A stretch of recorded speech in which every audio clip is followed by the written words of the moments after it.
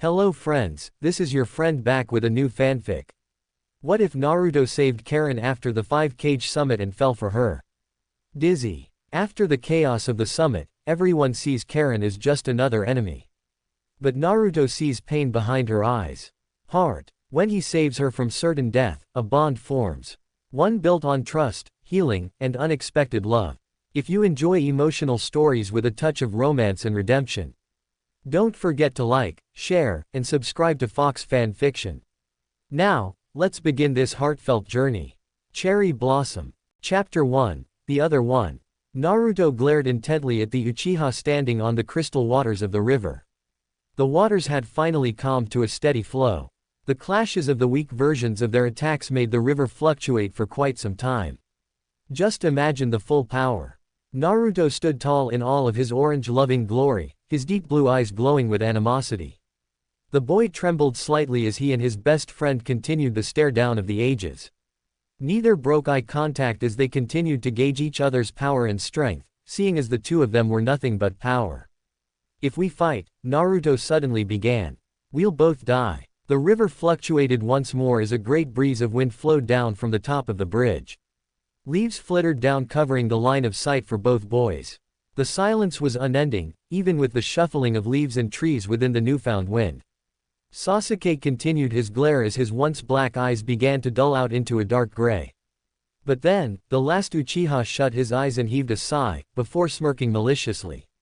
Then I guess, Sasuke paused and activated his Sharingan once the Zetsu began to rise from beneath the water. I'll kill you before you kill me. With that said, Sasuke was sucked into the portal of Tobi and the two vanished into thin air with the Zetsu clones disappearing into the river. Naruto kept his glare up but looked away and faced Sakura and Kakashi before turning a deep shade of purple. Sakura's eyes shot from her head. She dashed for the boy and grabbed him before he fell into the river. She had a meek look on her face, and gave a small embarrassed smile to her sensei. I forgot that the Kaikanai was poisoned. Sakura let out a wry laugh and sighed in defeat. Naruto, hold still and I'll heal you. No problem, Naruto groaned slightly as he rested his head in her chest. Healing chakra sprang up around her hand and began to soothe the pain radiating across his cheek and closing off the cut and removing the poison in the process. Naruto's face soon began to regain color and almost immediately, the boy was back to normal with the Kyuubi aiding in the healing process. Naruto quickly removed himself from Sakura's embrace and coughed awkwardly. The three of them jumped up the large bridge and headed towards the wounded prisoner. She was a red-headed girl with half of her hair being wild and all over the place and her other half being straight. She wore thick-rimmed glasses and had red eyes. She was lying against the railing of the bridge with a distraught look on her face as she came to the realization that Sasuke was no longer the same as what he once was. Nowhere near. A few footsteps were ahead and the girl painfully turned and faced the three Konoha shinobi standing at the other end of the bridge. She looked down and was hoisted up and piggybacked Kakashi as they left the scene. Her red hair waved softly as they tree-hopped away for their unconscious teammates and comrades. Her glasses began to slip down her nose, but were caught on Kakashi's neck guards. What is going on? Karin looked tiredly at the team carrying her back to Konoha. Damn that Uchiha, after all that I've done. Within seconds, she began to look over her life and everything that has led up to this point. A life filled with disappointment and lies. Promises unfulfilled, the wrong crowds and false love. Her eyes trailed down at the grass below their feet and took a deep sorrowful breath, but tried not to strain herself too much. The group made a quick detour and headed into the forest off the main road and found a small clearing with 4 bodies lying on the ground, 3 men and a large dog. All 4 of them began to wake up thanks to Sakura administering the antidote and healing their bodies and removing the poison from their systems. Almost immediately, Kiba burst into anger and began to scream at Sakura for how stupid she was and how little she had thought the situation through. But through all of this, the golden-haired boy of the group kept to himself and stared aimlessly into the grand forest surrounding them.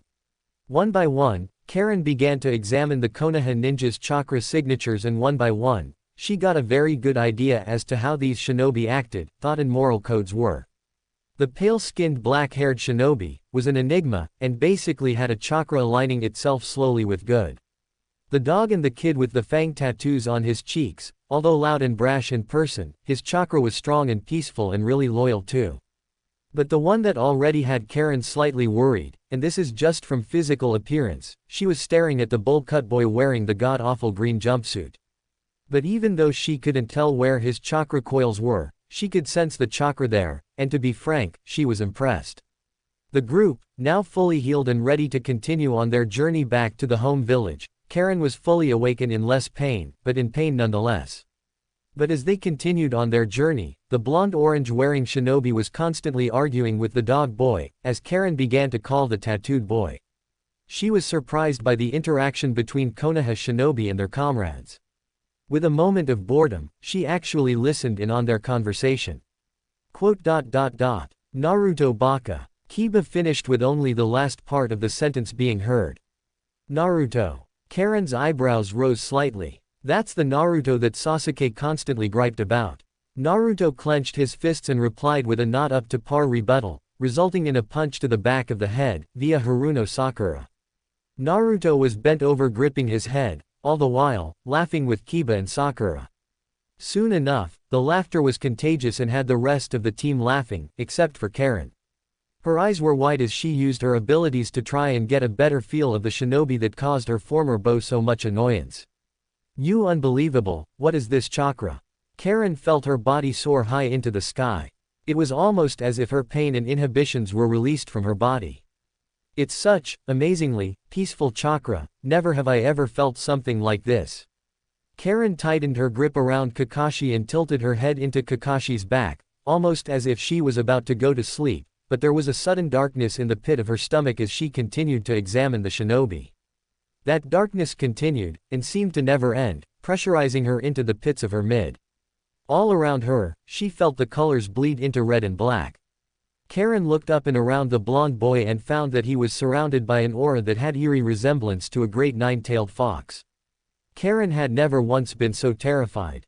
What really scared her though, was the untamable power that resided deep within the boy had her terrified that she was going to the same village as he was. That kind of power wasn't even felt when she and the former Team Taka took on the Eight Tails Jinchuriki. Karin tried to come up with a conclusion as to why he held such malicious power within his body, but filed it away for another time when she realized that she'd been staring at the back of the blonde's head. Her cheeks lit up slightly. She looked away and stared at the ground for a while. It'll be a while before I get into anyone like that, Karin whispered. The rest of the journey was quiet. No, it wasn't quiet, but rather, not as loud as it normally would have been.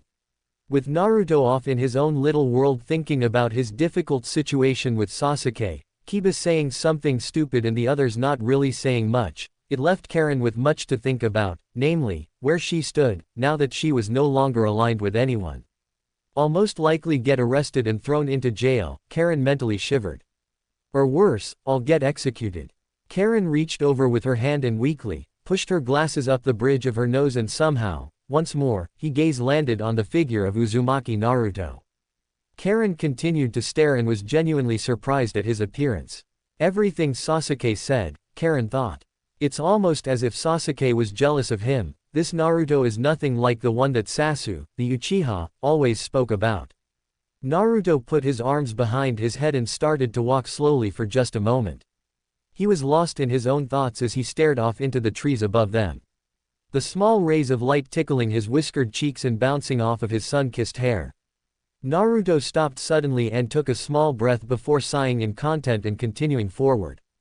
Karin quickly noticed that Sakura had a flash of worry on her face, only for it to disappear before she could examine the Pinket's expression any further. Karin shut her eyes and took the same action, making Kakashi turn his head slightly. The Junin gave her a small look, but then gave her an eye smile. Karin raised an eyebrow and rested her chin in his shoulder, knowing that she is still too weak to walk on her own. Kakashi simply fixed her position on his back and sped up the pace since he was starting to fall behind Kiba. The Cyclops of a Junin sped up his steps and started to catch up to the somewhat speeding blonde just a few clicks away from him. Once he caught up with Naruto, Kakashi looked over to see Naruto had no expression on his face. Naruto's cerulean eyes were glimmering and looked deep in thought. Karin saw this, and for the first time, she had seen his face up close and was surprised by his facial appearance. From all of the descriptions that Sasuke gave her, she had half expected Naruto to be some god-awful thing to look at, but to tell the truth, she felt that the blonde wasn't too bad. He looked over from the corner of his eyes and gave Karin a small smile. Karin felt her face heat up from just how bright his smile actually was. Suddenly, she sensed a great burst of peace and happiness radiate from the blonde smiling at her. His glinting teeth seemed a bit much, but Karin seemed to not mind the sight. But there was a sudden burst from that peace once more. It was powerful and it filled her mind with darkness. Everything was thrown in a 1,000-mile-per-hour downward spiral. But from the darkness, the girl was met with two powerful blood-red eyes that glared, menacingly into her own crimson eyes. Her skin shuddered, and grew cold in the presence of such powerful orbs. She could feel her chakra fluctuating because of the powerful force that seemed to practically be breathing in her face. Her eyes were wide when she saw what seemed to be the face of a beautiful, light-skinned, redhead with the most beautiful violet eyes that Karin had ever seen. The image was seen in the center of the slitted irides of the beast glaring at her. The woman gave Karin a small smirk, and tilted her head as she looked at the red-eyed girl. Karin's eyes were wide and filled with fear. Karin felt her jaw unhinge, and felt her heart race in fear. This boy that she sensed is filled with such strange secrets that Karin couldn't even fathom. But the dark chakra narrowed its blood-red eyes and sent a major burst of its own chakra, nearly scaring Karin off of Kakashi's back. Looking back to the normal world, Karin found that she was now on the ground. Sakura and the others were looking at her with worried expressions, despite the fact that she was an enemy. But once Naruto came into the scene, Karin saw a quick flash of the crimson eyes staring at her through Naruto's own blue. The redhead had seen a lot of scary things in her life, but never had she ever felt that dark. Never had she felt that terrified. In a quick move without thinking, she started backing away once Naruto reached forward with his hand. A small pang of hurt reverberated through his heart.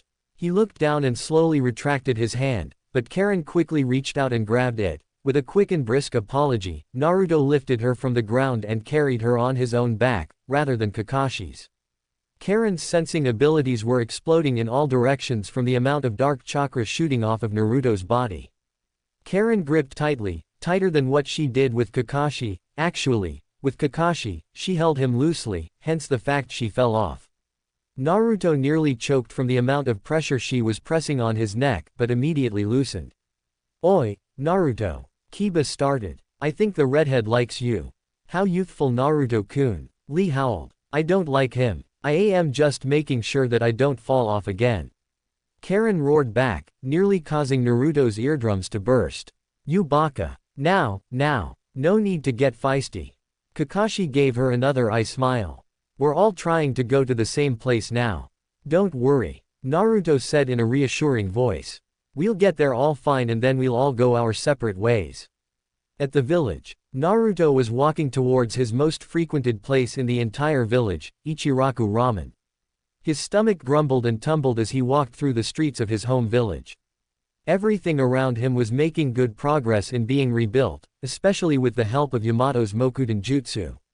A small smile grew on his lips as the civilians began to cheer his name and wave lovingly towards their newest hero. Some even went so far as to say, "I hope you become Hokage one day." Naruto didn't know if they were kissing up to him, or if they were truly genuine in their words. For so long, he was ostracized and made an outcast by many of the people that cheered his name.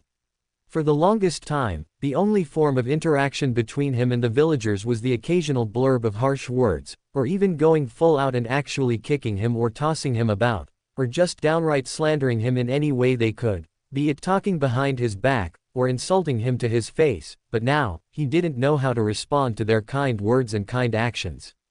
So, he simply hunched his shoulders slightly and looked down towards the dirt road with a light blush on his cheeks. Making a quick turn, Naruto walked towards the nearest exit and took the quickest detour towards Ichiraku. After all of those years of running off to find a quiet and secluded place to cry, gave Naruto an imaginary map of the entire village, one that is burned into his mind probably to the end of his days. Looking up, Naruto felt his eyes light up from the sight of the little paper lantern moving swiftly in the blowing wind. The new Ichiraku ramen stand was no longer a nice hut with cloth hanging over the front of the stand, but instead, it was its own actual restaurant with a large counter and multiple seats. The coloration paid a great homage to their favorite customer, by coloring much of the store orange and black. Naruto smiled devilishly and charged in, sliding the rice paper door open, completely forgetting his predicament, and jumped onto a stool with drool already flowing down the sides of his mouth. He slammed his hands onto the counter, getting the attention of Chuki. 5 bowls of miso ramen. Naruto roared with a loud laugh. And keep 'em coming, old man. You got it, Naruto. Chuki started laughing and called the orders out to his ever-faithful daughter, Ayame, whom of which was working furiously with the order. Naruto sat in silence as the intoxicating smells of the wondrous ramen came floating into his nose. But, the wooden doors suddenly slid open. With Ayame and Chuki in the back working on the orders, in came 2 Chunin that witnessed Naruto's battle with pain. They were surprised and actually relieved, it seemed, to see Naruto. "Hey!" One of them shouted out with a smile. "It's the hero of Konoha." "You're right." The other laughed. The elder one quickly walked up to a seat next to Naruto and pulled out a notebook. "Please, honor me with your autograph. My son would love it if you did." "Same here. My daughter would love it if you signed an autograph for her." The other shinobi joined in. Naruto turned red from embarrassment.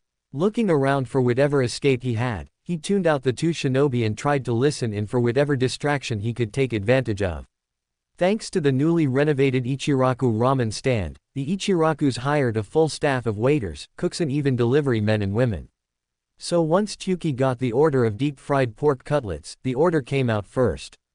With a ring of the counter bell, Chuki got the attention of one of his delivery men. But Naruto quickly kawaramied with the delivery man and took the order himself and started running away as fast as he could towards wherever he could.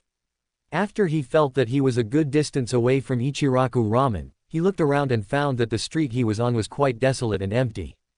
He sighed and sat against the nearest wall and slid down and rested on the ground, placing the order next to him. He leaned his head on the wall and stared at the deep blue sky without a thought in his mind. But, then, he realized that the order belonged to someone. He frantically opened the casing and stared at the destination, the T&I Department of Konoha Intelligence. He shut the casing for to-go food and shot to his feet. He looked up and found that the sun was still high in the sky, with a lot of time still remaining in his day. So why couldn't he play deliveryman for the day? So, he took his sweet time making his way towards the T&I Department building. Now though, the streets towards the building were empty. Almost no one populated the area. Naruto smiled slightly, but didn't let it show. The cheers and the kind smiles were something that was going to take time to grow on him, and he was sure of it. Naruto took a right and headed down a great hill and found that grass was already growing and tree saplings were seen sprouting from the flattened ground. Naruto smirked at the village and how well it was bouncing back from the invasion of pain. Taking another detour and finding the surprisingly small building labeled with the symbol of the T&I Department of Intelligence on the front, Naruto opened the door and walked inside of the building and headed for the prison rooms. It was a quaint journey, no one to mock him or insult him, no one that begged for him to let them free, and best of all, no new fans to bother him. He found the only room holding any people within it and knocked. There was a quick reply and the door slid open to reveal Karin sitting in a chair while picking her nails while 2 interrogators were bickering like children and Ibiki was rubbing his temples. Naruto held in his laughter, remembering the terrifying and imposing figure that Ibiki was as a man. The blonde walked ahead and shivered in fear once Ibiki stood from his seat. The larger and older man kindly took the casing of food and started laying out the meal in front of the redhead sitting behind the table. "You've got your food. Now eat up." Karin ordered this. Naruto asked. "Why? She runs a hard bargain for information." Ibiki groaned. "Why don't you join in on the interrogation, Naruto? Since my 2 subordinates are being less than adequate." Why not?" Naruto sighed and pulled up a seat and sat next to Ibiki. "I was hoping that I could eat my ramen by now." "Okay. Now tell us what you know of the Akatsuki and what they're planning," Ibiki said with a voice that demanded respect. "You have literally no reason to hold back information." "Hold on," Karin replied with a small smirk. "I just need to finish my delicious pork cutlets, Kami. You Konoha people sure know how to cook. I'm impressed." "Don't try changing the subject, Karin." Naruto grabbed her shoulders. But suddenly, the 2 disappeared in a puff of smoke. Somewhere. The smoke cleared and the two were now in a vaguely familiar room, well to Naruto that is. Once the smoke was officially cleared, the two looked around awkwardly and found that Lord Fukusaku and Lady Shima were sitting at the other side of the table with wide eyes. Karin's eyes bugged from her head and she nearly freaked out from being in the presence of toads of all things. Then she looked down to see caterpillars, insects of varying sizes. She quickly shot a hand to her mouth to hold in her incoming gag. Fukusaku-sama, Shima-ba-chan. Naruto cried out and dropped Karin off of the table and headed off to give the two toad sages the tightest hug he could muster. Wait, what in the world am I doing here? What the heck is she doing here? Fukusaku asked. I thought we only summoned Naruto-chan. These two were apparently in physical contact. Shima replied. Well, young lady, whom might you be? Karin. The redhead replied. No surname that I know of. Well then, how were you two in contact with one another? Shima asked. Karin was surprised by the amount of chakra that the two elder toads possessed. To be frank, the girl was slightly terrified. I was interrogating her. Naruto quickly replied. She was a part of Sasuke's team, so she could possibly have information about the Akatsuki and what they're doing with Sasuke. So she's an enemy? Fukusaku asked with a raised eyebrow.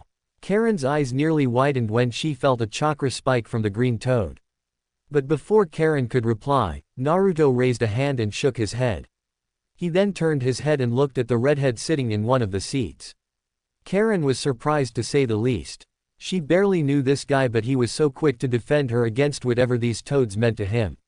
She felt his chakra fluctuate in a way that made his actions seem genuine. He had a stern look on his face as he stared the two toads down.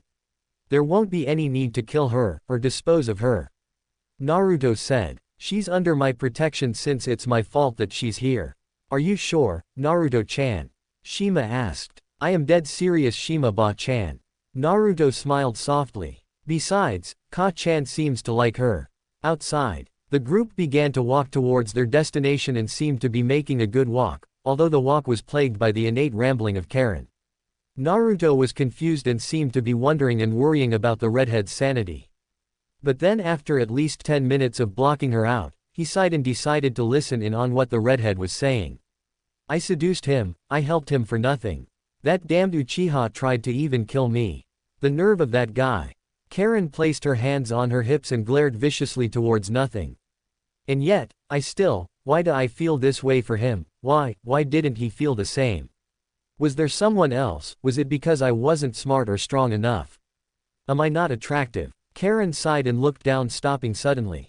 I bet it's because of my cursed red hair. Why the hell does this sound familiar? Naruto thought with a strange look marring his face. Suddenly a bright blush formed on his cheeks and he quickly forced his hands into his pocket and started walking forward with a quick pace. The images of the first meeting of his mother came flittering in his mind. She's almost exactly like Ka-chan. Well, actually it's because of your red hair that I think you're beyond beautiful. Naruto suddenly blurted out. Fuck, did I just say that? Naruto. Karin looked at him with a light blush growing on her cheeks. What did you say? Nothing. Let's just continue on to the Great Toad Sage. Naruto started walking faster, trying to get away from the redheaded girl. But, Karin looked with a distraught expression on her face. Whatever, he probably didn't even mean it. Karin charged forward and followed Naruto with the same pace that he was going at and followed the toads towards the central husk. The four entered and bowed to the various toads staring at them and walked through the great structure towards the Great Toad Sage of Mount Myoboku. A great door was opened and they came to see the sight of a massive toad with a grand hat on his head. Hey, Karin was starting to stutter in the presence of such great beings. There was so much that she didn't know about Naruto, and most of those things she could do without knowing. See, can I go back? If you want to stay in a prison cell for an unspecified amount of time instead of hanging with Konoha's #1 knuckle-headed ninja, then go ahead. Naruto said without a single stutter. You could stay with me and I'll be able to let you walk around and be free, to an extent. What do you mean? Karin asked, slightly worried for what he meant. With a quick sensing of his chakra, she found nothing wrong that would signify any evil intent with his words. I mean, stay under my protection. Naruto replied. With me, the village won't bother someone under the protection of the hero. I mean, thanks, but why? Karin asked. Why are you doing this for me? You don't even know me. Does that really matter? Naruto asked with a small smile. We could get to know each other. Enemy or not, it doesn't matter to me. I guess, Karin sighed and walked closer to Naruto. So what are you, and what is all of this? Well, for starters, this is the home of the Toad Summons. I am the Toad Sage, the only shinobi Toad Sage alive. Naruto began. I have mastered Senjutsu, and that big toad is the great Toad Sage. That's amazing. Karin looked around the room with wide eyes as she examined every crack and crevice and started sensing the large toads surrounding them from the corners and the walls and outside of the building. Everything has chakra, it's amazing. The old Toad Sage began. Who are you again? Karin and Naruto face faulted and glared somewhat at the old senile toad. Karin was the first to straighten up, but then Naruto followed shortly. He was glaring at the old toad, but then, the wrinkled lips of the toad began to crease and began to open. I have received another prophecy, the future, he began. It will be one filled with great strife, a great battle will rage between every shinobi, and a clan will be restored and the other will be destroyed. Either the clan of the red eyes or the clan of the red hair, and whichever path you choose, it will decide how the world will either end or be rebirth. How do I do this? Naruto asked. How do I even begin to take a hold of this prophecy? The Kyuubi. Another toad said. You must control the beast in order to bring peace. It is the first key to the door that opens to your true potential. But with this key, there is another. The toad elongated itself and Karin nearly gagged at the sight. The toad unraveled its scroll body and it came to reveal a complex seal formula drawn upon the scroll. On the far right though, there was an Uzumaki swirl with a box on top of it. The toad nodded at Naruto knowing that the boy knew full well of what he was to do. Wait, Karin suddenly said. The Kyuubi. Didn't the Yondaime kill the beast? No, Naruto replied. In truth, he sealed the beast inside of me. I am the Jinchuriki of the Kyuubi no Kitsune. And this seal was devised by the fourth to allow me to control the beast. Naruto-chan. Fukasaku chided. I don't think it's wise to give information so freely to enemies, former or not. I know. Naruto replied. But I trust her. Anyway, let's get this going on. A flame of chakra formed on each fingertip as he placed his palm onto the empty box. The chakra burned into the scroll and the seals began to grow from his chakra, and spread onto his body.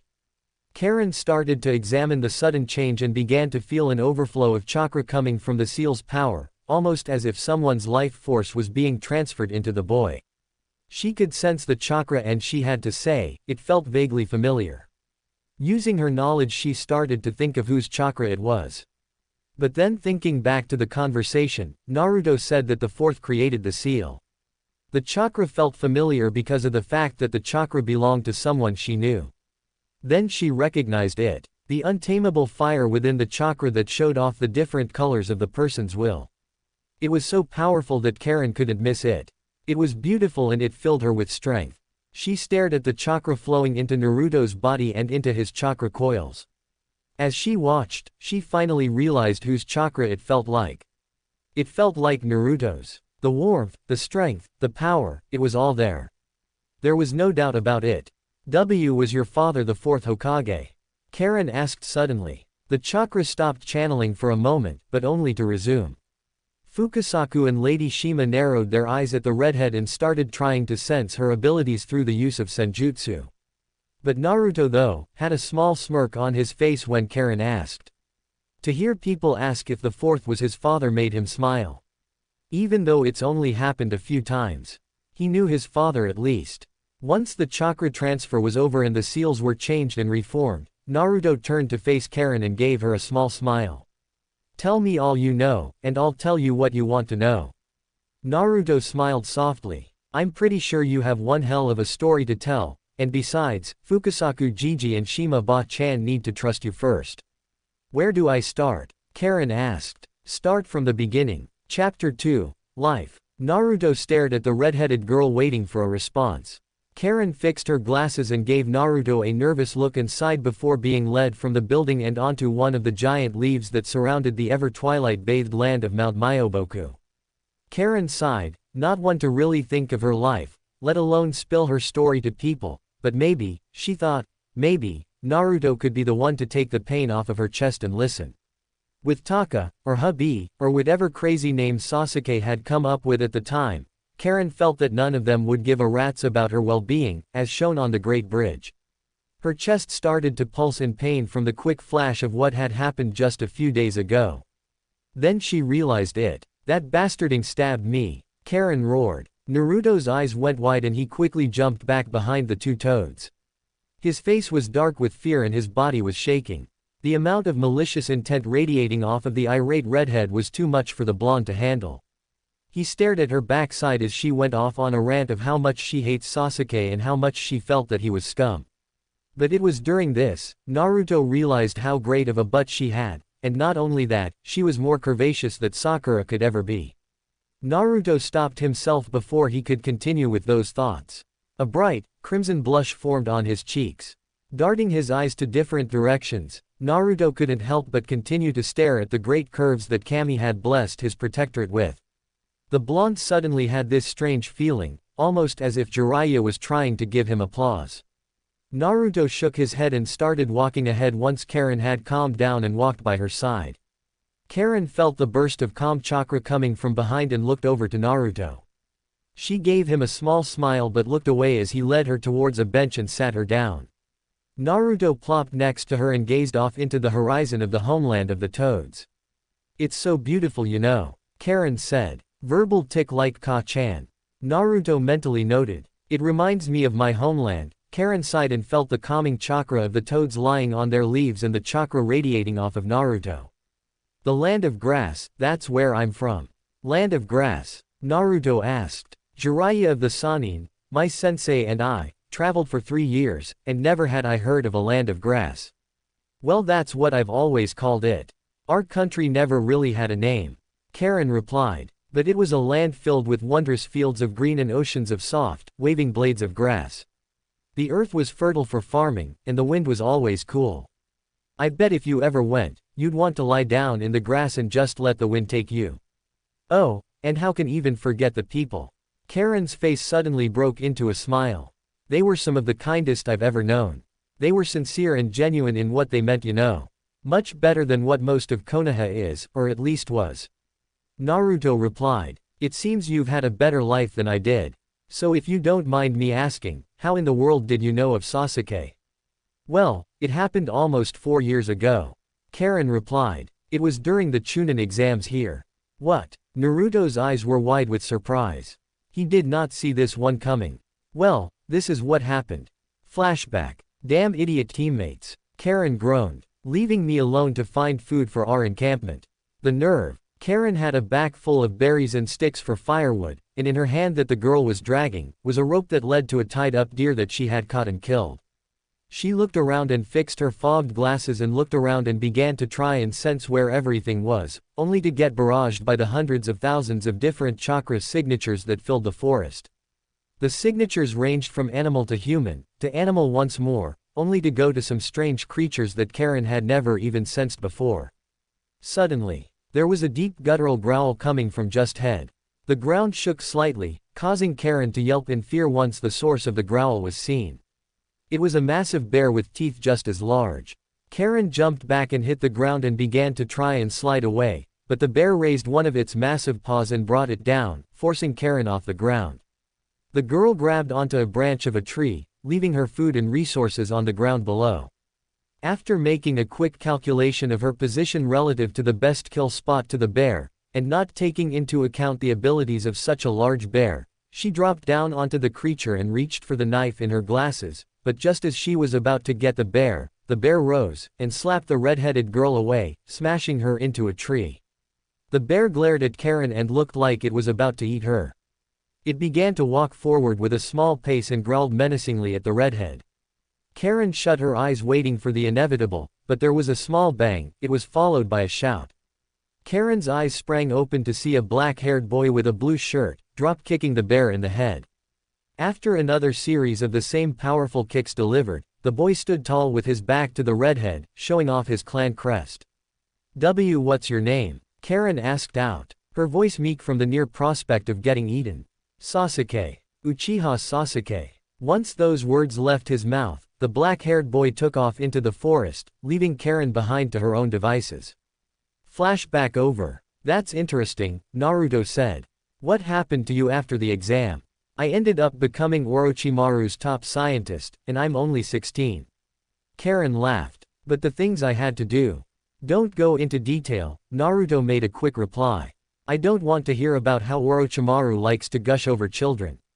Karin suddenly shut quiet. Naruto looked around thinking that he had just said something stupid.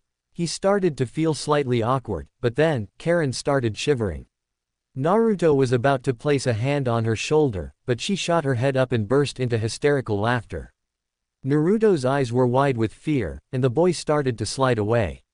Wait, that's just the funniest thing I've heard in a while. Karin laughed. She began to laugh so hard that tears began to fall from her face. The redhead began to cry harder than she laughed. Soon enough, Naruto realized that she was actually sobbing. The blonde quickly grabbed her and held her tightly and began to whisper softly, in hopes of that being able to calm her down. Her body trembled as she wept into his shirt. Naruto, under different circumstances, would have bolted off towards Kami knows where, and would have left the girl here, but he had a good understanding of who she was and what she's been through. Though not as smart as he would have wanted, but not as dumb as everyone thinks, Naruto understood her. For a girl that's been doing experiments on people for a long time and working alongside some of the scummiest people on the planet, and even joining up with the Akatsuki, Karin was probably on the verge of breakdown. The catalyst was Sasuke stabbing her through the chest with his Chidori spear. I've tried so hard to be good at something, Karin continued to weep. But whatever I was good at, it was either morally wrong or it was just for my body. Wait, Naruto sat Karin up and stared into her crimson eyes. What do you mean? Sasuke, Karin started, but quickly stopped herself and looked away as tears began to sting in her eyes once more. Thatting tem. Naruto growled and gripped the bench. No, I wanted it though, Karin quickly replied. I was naive and I was just so stupid all this time. Doesn't mean that I'll accept it. Naruto replied. After hearing this, you are definitely going to stay with me for a while. What? Karin asked with a tilted head. I don't want anything to happen to you, at least anything bad. Naruto replied with a heartwarming smile. I can tell that you've been through a lot of shit, it's okay though, it's because well, I have too. What do you mean? Karin asked while resting a hand on Naruto's shoulder. Wasn't your father the fourth Hokage? I'm a Jinchuriki. Naruto replied. For the longest time, I was hated, despised, ostracized, insulted, everything that you can think of. I didn't even know who my parents were. No one knew who my parents were except for the old man third Hokage. Why didn't he tell you? Karin asked with a deep glare marring her face. I swear he did it to protect me. Naruto interrupted. My father, as I'm pretty damn sure that everyone knows, was a powerful man, with powerful enemies. To tell you the truth, I understand what the third was thinking when he didn't tell people or me of my heritage. But, still, he could have at least put you in an orphanage or in foster care. Tried. Didn't work. Naruto frowned. They kicked me from the orphanage. No one would take in the demon as their foster child either. So I lived alone in a stinky, rotten, rundown apartment. My room only looks good because I constantly cleaned it to make sure it didn't remind me of the situation I was thrust into. The pain of loneliness and the heartache of having no family, it's only made me and molded me into who I am today, so I wouldn't change that for anything. You wouldn't give up being an orphan with no family for having a family? Karin asked with a raised voice, but Naruto only shook his head. I wouldn't. Naruto gave her a look. I did, you and we wouldn't have met, and you would probably be on death row by now. Sad to say this, but I probably wouldn't even have the same will and drive as I do now if I had a family. I think I understand you a bit more, Karin said with a small smile. So, onto a better note, for how long are we going to be staying here? I don't know. Naruto replied. Naruto-chan. Karin-chan. Shima said suddenly. You two can leave now. We've received the perfect amount of information. We'll reverse summon you two back to Konoha. In Konoha. With a pop of smoke the two reappeared in the prison cell with Ibiki rubbing his temples while the two other interrogators were arguing with each other once more. Karin felt a small smile grow on her tear-stained cheeks at the interaction between the Konoha shinobi. With a quick peek at their chakra signatures, they felt warm like Naruto's but nowhere near the same level. Ibiki gave the redhead a stern look before he reached behind his belt and brought out some handcuffs. Naruto saw this and quickly entered Sage mode, and 3 clones burst into creation and grabbed Ibiki in his handcuffs while holding down the other 2 interrogators. Naruto's Toad Sage eyes stared at Ibiki with a powerful gaze. But before any words could be said, the door opened from behind and in walked Tsunade with Naruto at her side. "Ibiki, there's no need for cuffs," the woman said with a kind tone. "Naruto has taken the job of keeping her in line." "Are you sure, Tsunade-sama?" Ibiki asked. "Of course. Now then, Karin, Naruto will take you to his temporary home." Tsunade nodded to the people of the prison room and Karin bowed deeply to the woman before hurrying out of the building. Once on the street, she and Naruto walked side by side with the people staring at them with confused faces. Naruto wasn't surprised. Karin hasn't been seen before, but he was also pretty sure that he would get a mouthful from Sakura, should she find out that Naruto was now caring for Karin. Naruto gave a small laugh receiving a glance from Karin. The redhead simply shook her head and rolled her eyes in response. Karin smiled at the blonde and started to walk at a slower pace to stay at his side. "You know, I think I can start to like this setup." With a short, but somehow long and not so boring journey made, the two arrived at Naruto's temporary living quarters. As a sign of thanks from the construction corps of villagers, they made him a great condo and replaced all of his former furniture and belongings with even better products. His sinks and refrigerators were top of the line, his toilet was top of the line, even his damned shower was top of the line. His floorboards were no longer just wood but instead tile. He had beautiful carpets strewn into the floors for a more comfortable walk. Karin was surprised by the scene and looked to Naruto half hoping that his heartbreaking story of being a pariah in Konoha was fake, but Naruto simply shrugged and headed straight for the couch and unzipped his black and orange jumpsuit jacket, revealing a black skin-tight shirt that showed off his well-defined muscles and toned body. Karin blushed a mighty storm, and quickly looked away. "Wait, if you're going to stay on the couch, where am I going to sleep?" Karin asked. "Why, the bed, of course." Naruto replied without even looking up. I can't do that." Karin looked in awe. It's why your home I see can't impose." "I don't really care." Naruto slid out of the couch and walked up to Karin with a playful smirk on his face. "What are you aw?" Karin yelped out with a bright blush growing on her face as Naruto swept her off of her feet and into a bridal-style position. Karin's face was soon enough, just as red as her hair. Naruto shook his head and slowly slid his bedroom door open to reveal a large king-sized bed and slowly laid Karin onto the mattress. Karin was surprised with the cleanliness of the bedroom and quickly surmised that Naruto doesn't really spend much time in this room. "You know, this is actually the first time I've ever even touched this bed," Naruto whispered. What? Why?" Karin looked at him with an incredulous look. "This thing feels amazing. I'm not really one for material possessions, or even nice things for that matter." Naruto replied and sat on the bed as Karin moved over. "This place is a bit too much for me, you know. I'm just not really used to having so much." "Don't worry, Naruto. I'm pretty sure you'll get used to it someday."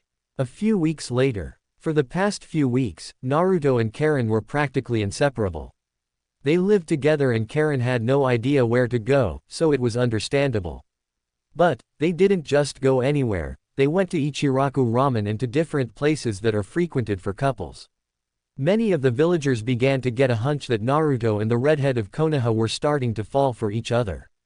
Though a bit too soon in their quite fragile friendship to be thinking like that, Karin couldn't help but think that way. Naruto was kind-hearted, smarter than what he let on, and a hell of a lot stronger than what she originally thought. But the thing Karin loved the most, Naruto let her have his bed, while he slept on a couch.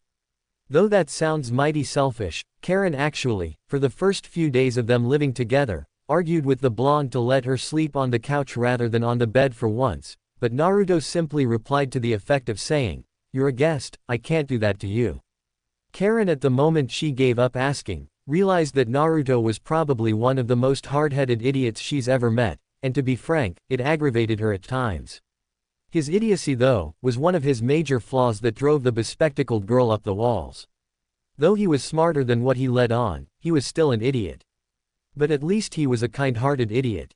Karin for so many hours put in large arguments and amounts of pain into the blonde Jinchuriki only for him to continue his idiotic ways. But returning to the bed, even though the bed was nice and soft, and surprisingly comfortable, Karin struggled to sleep a lot, because of the change of lifestyle and the change of crowd. Normally, she'd be to sleep or not even sleep because she'd be moving around with Taka, or hubby or whatever Sasuke felt like naming their group. Some of those dreams turned into very vivid nightmares. But Naruto's calming, peaceful and loving chakra always filled her mind and her heavy heart, forcing those dreams away and filling her dreams of him. The peace of being with Naruto for the past few weeks made Karin rethink her life, and now, she was definitely starting to fall for the hero of Konoha. How could she not? Karin was also becoming friends with a few of the Konoha 11, while slowly making her way to becoming friends with the more influential ones in Naruto's life, namely, Haruno Sakura and Hyuga Hinata. Upon meeting Hinata, Karin could sense the amount of love in her chakra being directed towards Naruto whenever they were seen together. Karin could see how obvious it was that Hinata was in love with Naruto, and from what the redhead had found out, Hinata confessed her emotions for the blonde, but Naruto either didn't reciprocate the feelings or just didn't bring up the subject again. Karin, though, was surprised by the obliviousness of Naruto when he didn't realize how obvious Hinata's feelings were for him. But, Karin had to say though, of all of Naruto's friends, she felt that she hated Sakura more than the rest. Sakura, upon their first meeting since Sakura healed her at the bridge, the Pinkett immediately interrogated the redhead about the reasons for why Naruto was taking care of her.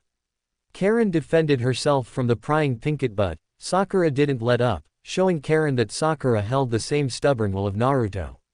Within minutes of the interrogation, the two of them blew up into a great screaming battle with both releasing their inner personalities. Karin during their argument showed that she held the same super strength that Sakura did.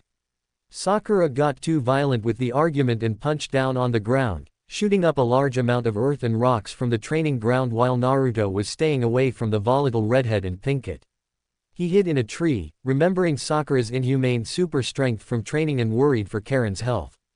But just as Sakura rose her fist from the ground, Karin rammed her fist into the ground, splitting the training ground in half, launching dirt and boulders high into the sky. Naruto had nightmares of the event for a few days. The poor boy was launched from his branch of safety and landed on the ground below to face the hailstorm of falling stones and boulders falling from the sky above. Naruto had a quick glance of Karin and shivered at the sight. Karin's face was dark as a malicious smile was spread across her face and her glasses were covered in lens glare. Oh, that day brought smiles to the redhead's face every time she thought of it. But now, she was sitting in the hospital getting processed into the hospital core. Karin sat in silence and read a special copy of Ika Ika Tactics. She had her face buried in the pages in the book, receiving estranged looks from other nurses and med-nins. Karin paid no attention to them, seeing as she was completely engrossed in the contents of the smutty novella. But her mind was on her wonderful roommate and guardian. The blonde was at times, she had to admit, a bit of a handful because of his outgoing persona, but she could honestly say, he was a great person to be around. Karin sighed though and looked away, remembering what he said at Mount Myoboku. Even though it was so unimportant, it made her heart flutter. He had called her beautiful because of her red hair, the same red hair that she seemed to despise more than anything else in the world. Another smile formed on her lips. She unconsciously slid a hand through her red hair and fixed her brown-framed glasses and continued to read. Little did she know though, Naruto was going out of his way to make sure that she felt accommodated in Konoha. The blonde hero was in the Hokage Tower having a grand debate with Tsunade to allow Karin some privileges. Ba-chan, Naruto said once again, if we're going to help me train and tame the Kyuubi, then don't you think having a censor like Karin with me to make sure nothing wrong happens? I would love to do that, Naruto, but I can't just let a prisoner, protectorate of the hero or not, waltz freely around the world. Tsunade replied. But, come on, Naruto quickly replied. The moment I leave her, who knows what's going to happen to her? You think I haven't thought of that, Naruto? Tsunade reprimanded. The only choice is to throw her in jail. No, Naruto growled. I made her a promise that I wouldn't let anything like that happen to her. I know that, but you need to think of this from my perspective. Tsunade pinched the bridge of her nose. Let me give you a basic overview of her rap sheet. I already know it, Ba-chan. Naruto sighed in exasperation and sat up from his seat. She told me already. Then you should know why I can't just let her leave and come with you. Tsunade replied with a stern expression. She could, for all we know, could be a spy working for Orochimaru that purposely got herself captured. But I know she isn't. Naruto replied. Naruto, Tsunade's eyes were wide. Are you falling for her? What? Don't be absurd, Ba-chan. Naruto replied with a small tint of a blush forming on his cheeks. She's just a friend. Whatever you say, Naruto, Tsunade laughed. But getting back to our argument, I can't allow Karin to leave the village just because you say that you trust her. She's not even a shinobi aligned to any village. Then make her a shinobi of this one. Naruto blurted without thinking. You want to run that by me again? Tsunade asked with a raised eyebrow. Goad him into it. I was saying, make her a shinobi of this village. Naruto replied with a little less than adequate confidence. She's a good medic, hella damn good one, and she's literally one of the best sensors I've ever met. She could tell if someone's lying just by reading their chakra. Those are skills that I've got to say that are priceless. You drive a hard bargain, Naruto, but you still haven't convinced me. Tsunade smirked. Just a little more. Then put her in a new team of genin that are trying to become chunin. Hell, you could even put me in that team. Naruto stood from his seat and rested his knuckles on the desk with his head dropped low and his hair covering his eyes in shadow. Naruto. She isn't even a genin. Tsunade-sama. The Hokage's eyes went wide, but Naruto went ahead and chose to continue. I will never call you that ever in your life, but I am now, just to show you the gravity of this situation. I'm listening, Naruto. Tsunade motioned for the blonde to continue. I'm not as dumb as most thought I am, well, at least not anymore. Naruto whispered. I know of the war, and don't act so surprised either. I talked to the great Toad Sage, and remember, he's all-seeing and all-knowing. I need to control the Kyuubi so we can strike a defining blow against the Akatsuki on the battlefields. With me there in control of the Kyuubi's power, we'd be unbeatable and there wouldn't be any senseless casualties. Well, Naruto, you're only a genin. No one will listen to you, even if you have the power and the skills. Then let me and Karin go to the Chunin exams coming up soon in Sunagaku. Naruto replied without a stutter in his words. We have the skills, we have the abilities. Let Karin get into the shinobi corps, I'll vouch for her. I'll do all I have to do to keep her safe. Why? Tsunade asked. I don't know. Naruto sat back down. There's something about her. I think that she's a main part of this prophecy that the Great Toad Sage was talking about. She's important, or else the Great Toad Sage would have told her to leave. It's happened before, you know. So you're saying, Tsunade stopped to think back to the beginning of the conversation when he ran the prophecy by her the first time. Karin could be the mother of the red-haired clan or the red-eyed clan. Not really. I'm just saying that Karin is important to it all. Naruto replied. The first step to all of the strife is by doing something that could change the course of the entire prophecy, and I intend to do this as the first step. Karin is strong, Ba-chan, she just needs the right push to bring it out. I saw her potential firsthand when she sparred with Sakura. Alright, Naruto, you've convinced me. Tsunade threw her hands up in defeat and sighed. You've won me over. Really? Naruto looked up with a hopeful expression. You sure gave up pretty soon. Nah. I was just enjoying our argument. Tsunade gave him a small smile. Naruto's face faltered but straightened up and rubbed the back of his head. Now get the hell out of here, Gaki. I have some blasted paperwork to do. You got it, Ba-chan. Outside, Naruto walked down the street with a smile beaming off of his face. After spending the last few weeks in the company of the irate redhead known as Karin, Naruto couldn't help but feel his heart flutter while being in her presence. Maybe the old hag was right. So what if he did have feelings for Karin? It's not like it mattered anyway. At least that's what Naruto told himself. After the nights when Karin would have those vivid nightmares of hers and he'd have to calm her down using his chakra, the blonde felt inclined to keep her happy and keep her safe. Besides, she was living with him, for crying out loud. But the last nightmare she had was of Sasuke and what he had done to her. Her screams and her gasps for air were embedded into his mind. The genuine fear and pain being released from her voice was palpable. When Naruto woke the redhead from her slumber, her once crimson eyes were pale in comparison to what they normally were. The memory of her pain was a sore spot in his mind. Her tears spilled onto his clothing and her cries were deafening. But the real problem though, was making sure that her glasses stayed safe and unblemished. Without them, Karin was as good as blind. Knowing firsthand of how bad it was Karin reacted, Naruto never again wanted her to experience that fear. He shook his head of those depressing thoughts and began to sift through his memories for more appropriate images. Especially that one time when he and Karin went for a walk in one of the newly formed parks. The green grass waving softly and tickling their arms and legs, and the soft winds blowing through their hair, Naruto smiled at the serene image but shook it off, knowing that if he continued on those thoughts, he might bump into someone. Where could she be? Naruto thought to himself. She is a medical person, so the hospital is a good place to check. At the hospital. Thank you for your time, Karin-san. I hope we'll see you again. The nurse bowed to the redhead with a smile spread on her face. Thank you too. Karin replied with a curt bow and walked out through the glass doors only to smash face first with Naruto. Holy shit. Karin screamed out. Naruto looked up to see Karin with eyes as white as plates and her glasses just a few feet away on the sidewalk.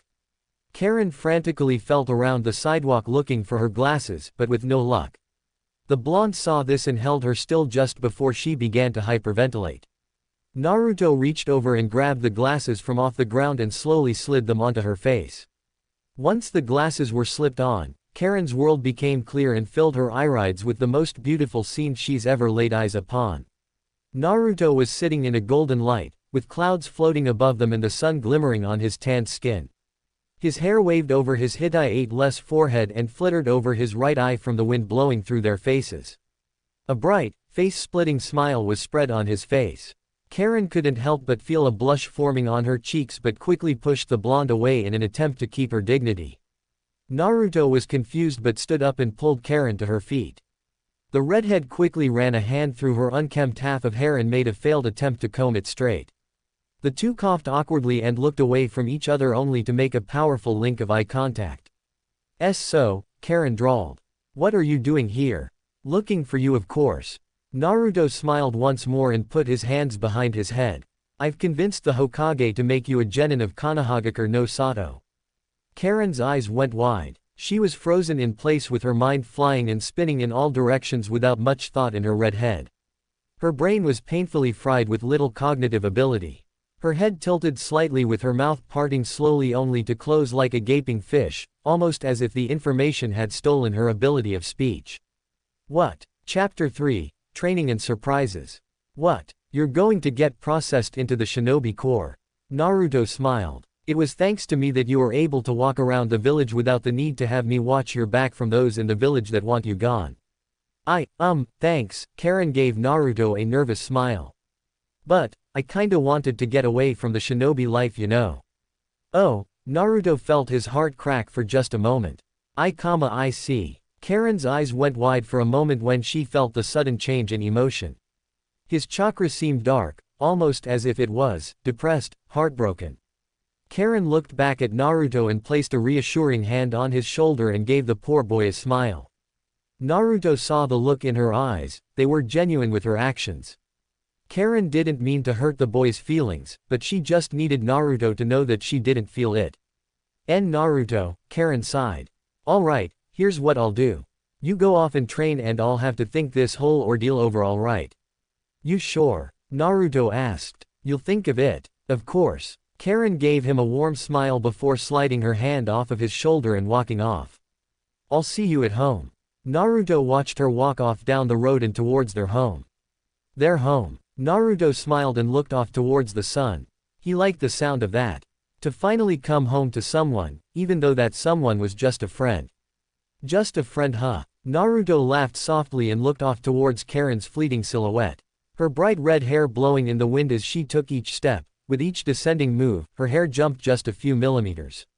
The girl though suddenly stopped sensing Naruto's emotion and turned just enough so that her eyes could be seen staring back at him.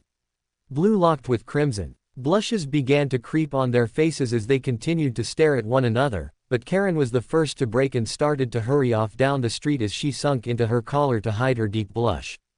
Naruto though stood enchanted in the center of the street for the entire world to see. his extra strap of his Hittite blowing wildly in the powerful gust of wind. He let out a soft sigh and turned around to head for the nearest training ground. People nodded to him and greeted the hero and even gave him free foods and shinobi supplies as he walked down the main strip of Konoha. Slowly, Naruto was getting used to the kindness in their actions, the kindness in their smiles. Naruto now began to smile back and wave towards those who went out of their way to let him know that he was no longer hated. Naruto stood straight and slid his hands into his pockets with little care and continued on his quiet journey to the training ground. Karin though was having a more difficult situation. She was still red-faced with a heavy blush still adorning her cheeks. Her red eyes darting from here to there, looking for something to take her mind off of what she felt from Naruto's chakra. It was powerful, stronger than anything before. It felt protective and caring. It felt like love. Attraction. Karin didn't want to accept it and quickly pushed it away. To her, it was too damn early for that. Even though they've been living together for nearly a month, neither of them should be having those feelings. Karin stopped in the middle of the street and turned to her right only to see a reflection of her. Karin raised a hand and ran it through her red locks only to sigh in disgust. Her eyes trailed away and towards the corners of the mirror and up towards her actual body. Though not as curvy as someone like Hinata or Ino, but still curvier than Sakura, Karin couldn't help but say that she looked good physically, but it was her personality that she was afraid of. What if he gets to know the real me? Karin continued to stare at herself, while unknowingly caressing the unkempt side of her red hair. What if he tosses me aside once he knows the true me? Hell no, he won't. Karin could have sworn that her reflection just shouted that to her. You felt his chakra. He is sincere, unlike that Uchiha bastard. But before everything went to shit, Sasuke's chakra felt the same way. Karin thought to herself, Kami, why the hell was I so stupid? You were being naive. Every girl our age is like this.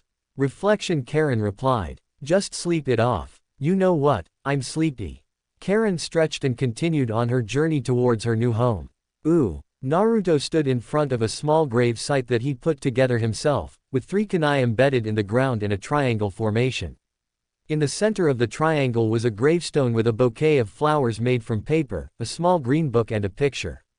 The picture itself was the most important of the 3 objects. In it was a picture of Jiraiya sitting down with Naruto fast asleep on Jiraiya's back. The blonde-haired boy smiled softly at the image and the memories that came with it. He stood from his bent knees and bowed his head to the gravesite and tightened his Hittite. Naruto threw up the cross-hand seal and poof, 2 clones popped into existence. The 2 of them stared at Naruto, immediately getting the message.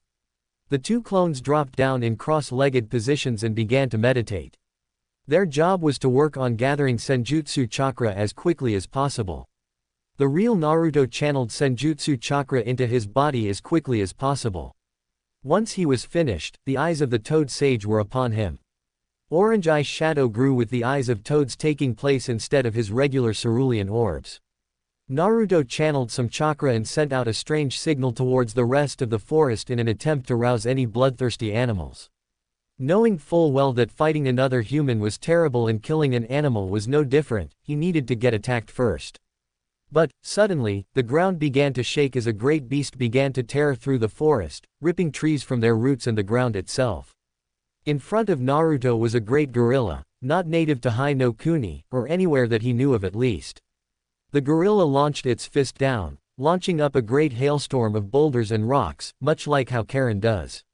Naruto weaved in between each boulder as it descended and charged forward for the beast itself. Naruto looked around with his sensory ability and found that his 2 clones were in danger and needed to be protected. Naruto turned his attention back to the gorilla and formed an Udama Rasengan just before he rammed the ball of volatile chakra into the gorilla's face, knocking it back. Naruto slowly floated down to a tree branch below and stared off at the massive creature he was facing. The gorilla sat back up and glared at the blonde standing proudly from the top of his tree. This training got more serious, I guess.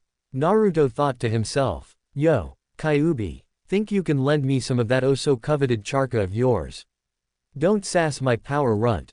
Kyuubi replied with a growl. Just be lucky that I don't like losing. Now get lost and beat that stupid primate. Yeah. Naruto shut his eyes for just a moment, but once he opened them, his eyes came to reveal the Toad Sage Mode eyes, but with a black slit going down the center vertically. The orange eye shadow that formed turned into a blood-red color. The gorilla felt his sudden increase in power and began to surge its own chakra, blowing away a few trees in the process. This gorilla wields its chakra as well, but isn't smart enough to use ninjutsu, Naruto thought to himself.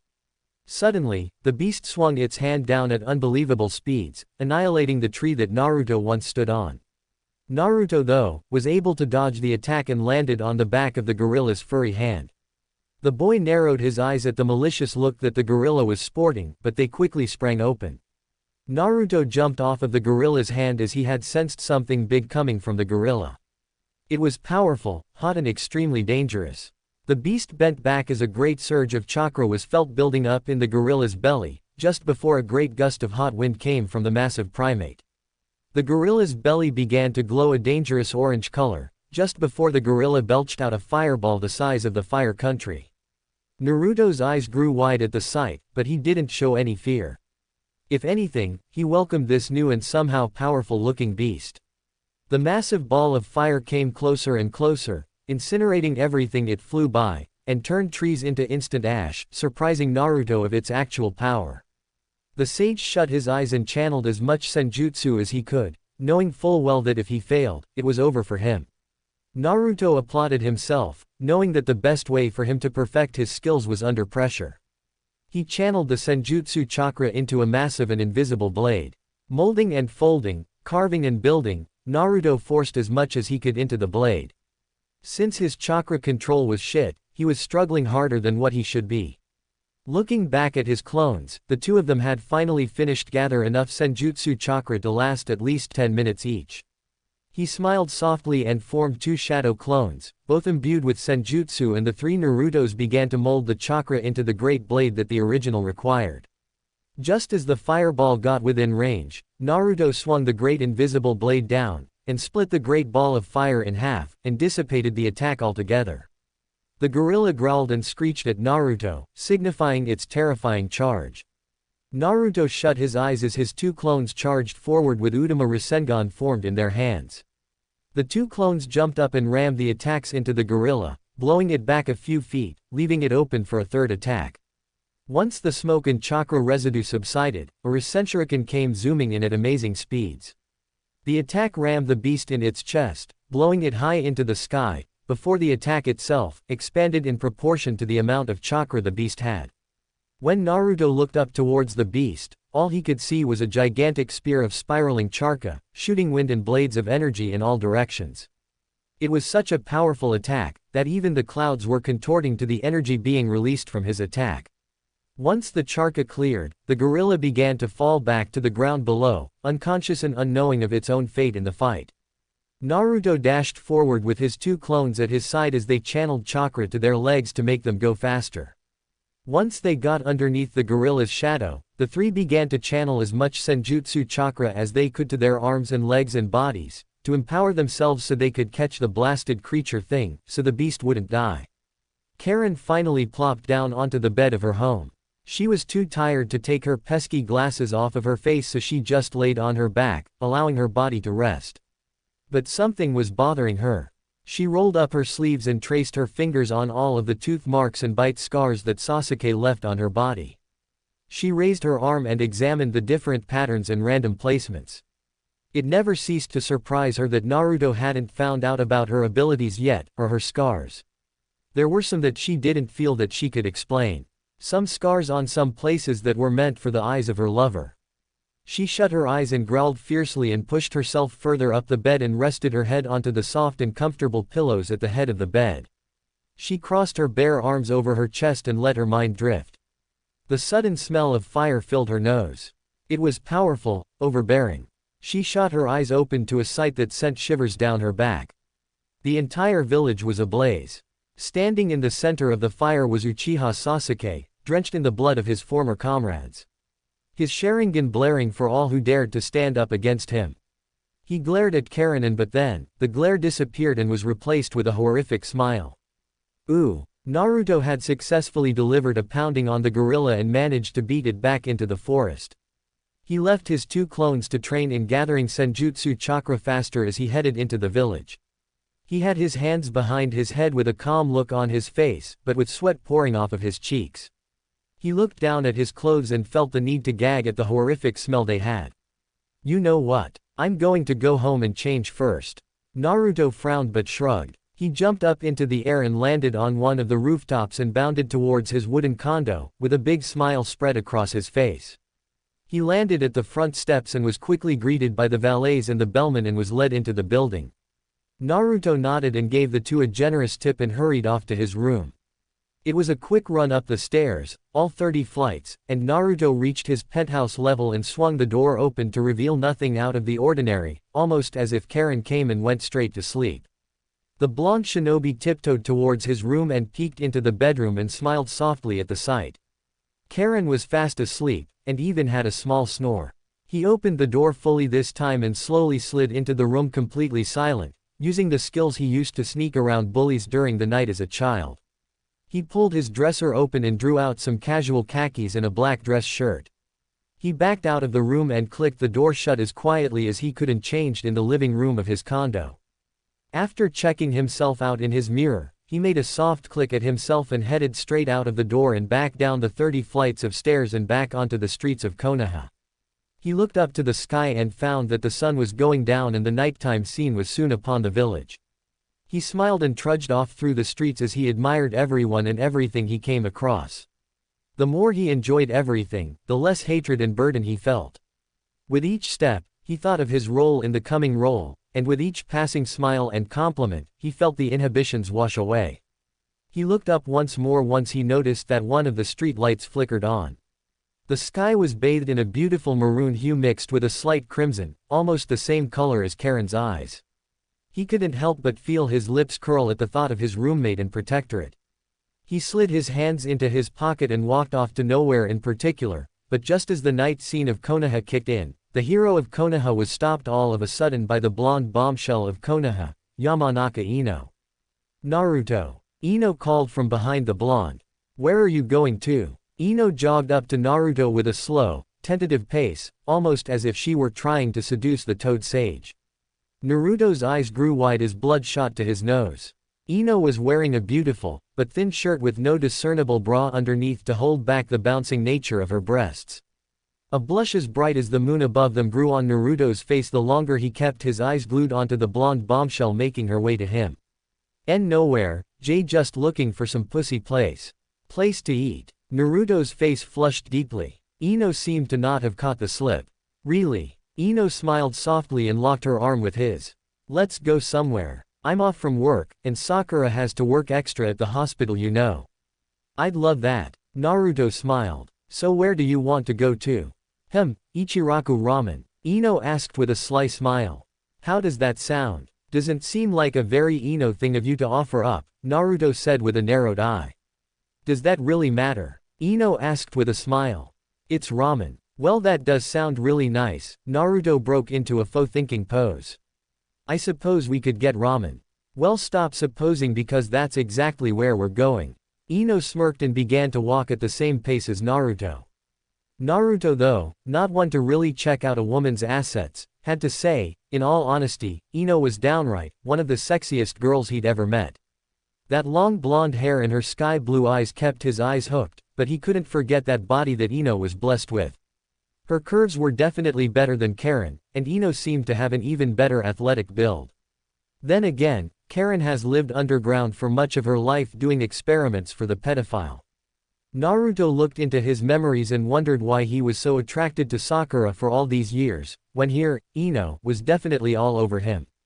During their calm walk, Naruto began to think of Ino's skills compared to Sakura, hell even Karin as well.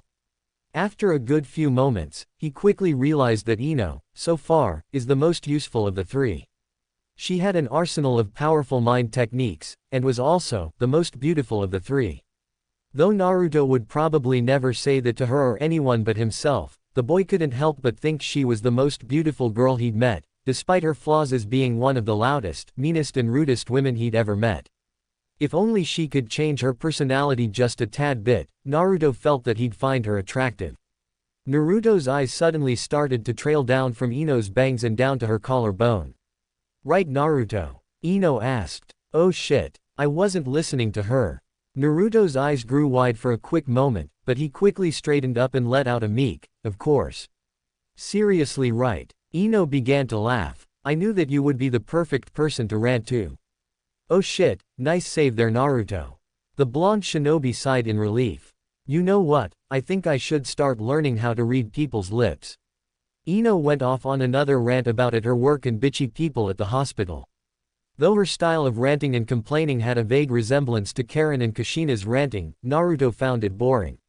She complained about this and that, but at least her voice wasn't as loud as it normally was, or else it would have gone from boring to annoying.